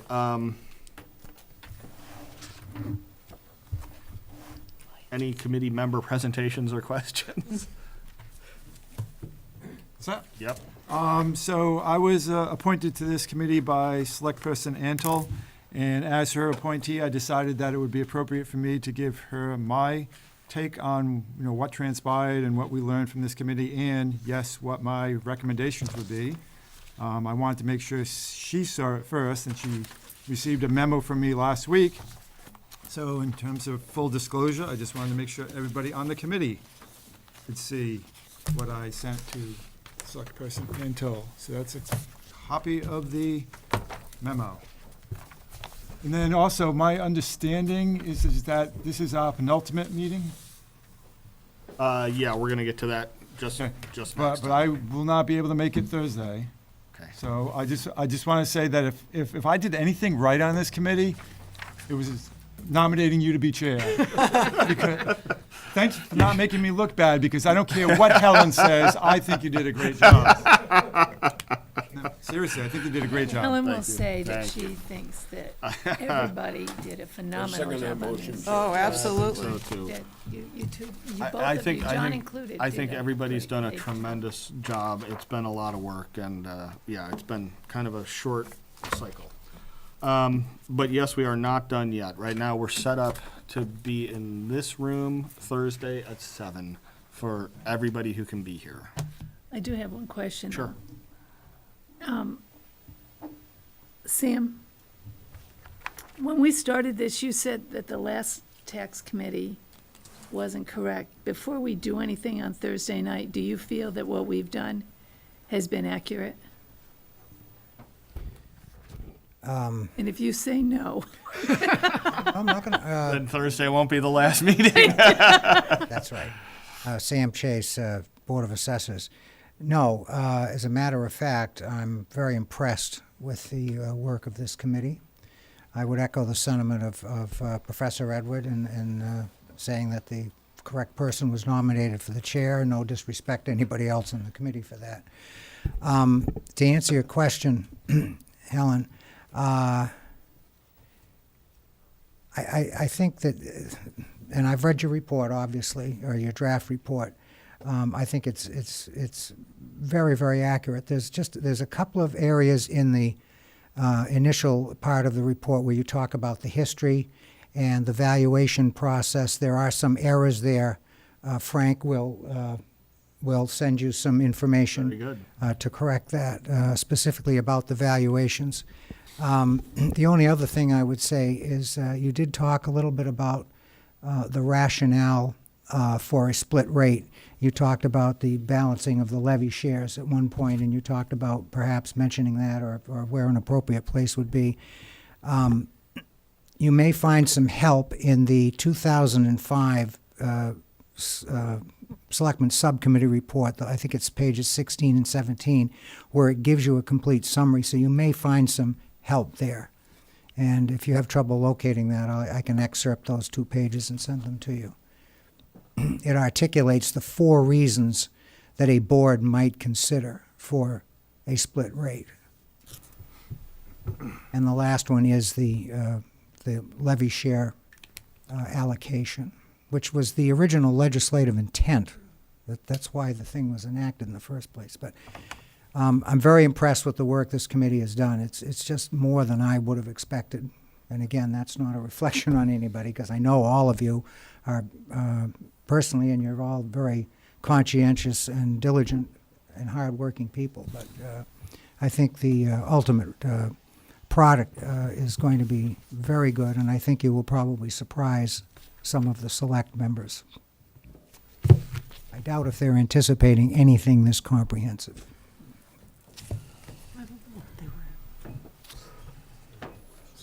This might be the last time I address some of you, since John, I think you said you won't be here Thursday. I appreciate all your participation. I gave you a lot of pretty technical information, a lot of homework, and you had an accelerated pace, to say the least, and this was not the easiest subject in terms of its complexity to do in the kind of time frame that you had, and you all did a terrific job. I really appreciate the effort. The report looks terrific. I really appreciate the explanations I got. Thank you. Yeah. We couldn't have done it without you. Either one of you. Can we confirm that we have a quorum for Thursday? Are we positive we're gonna have a quorum?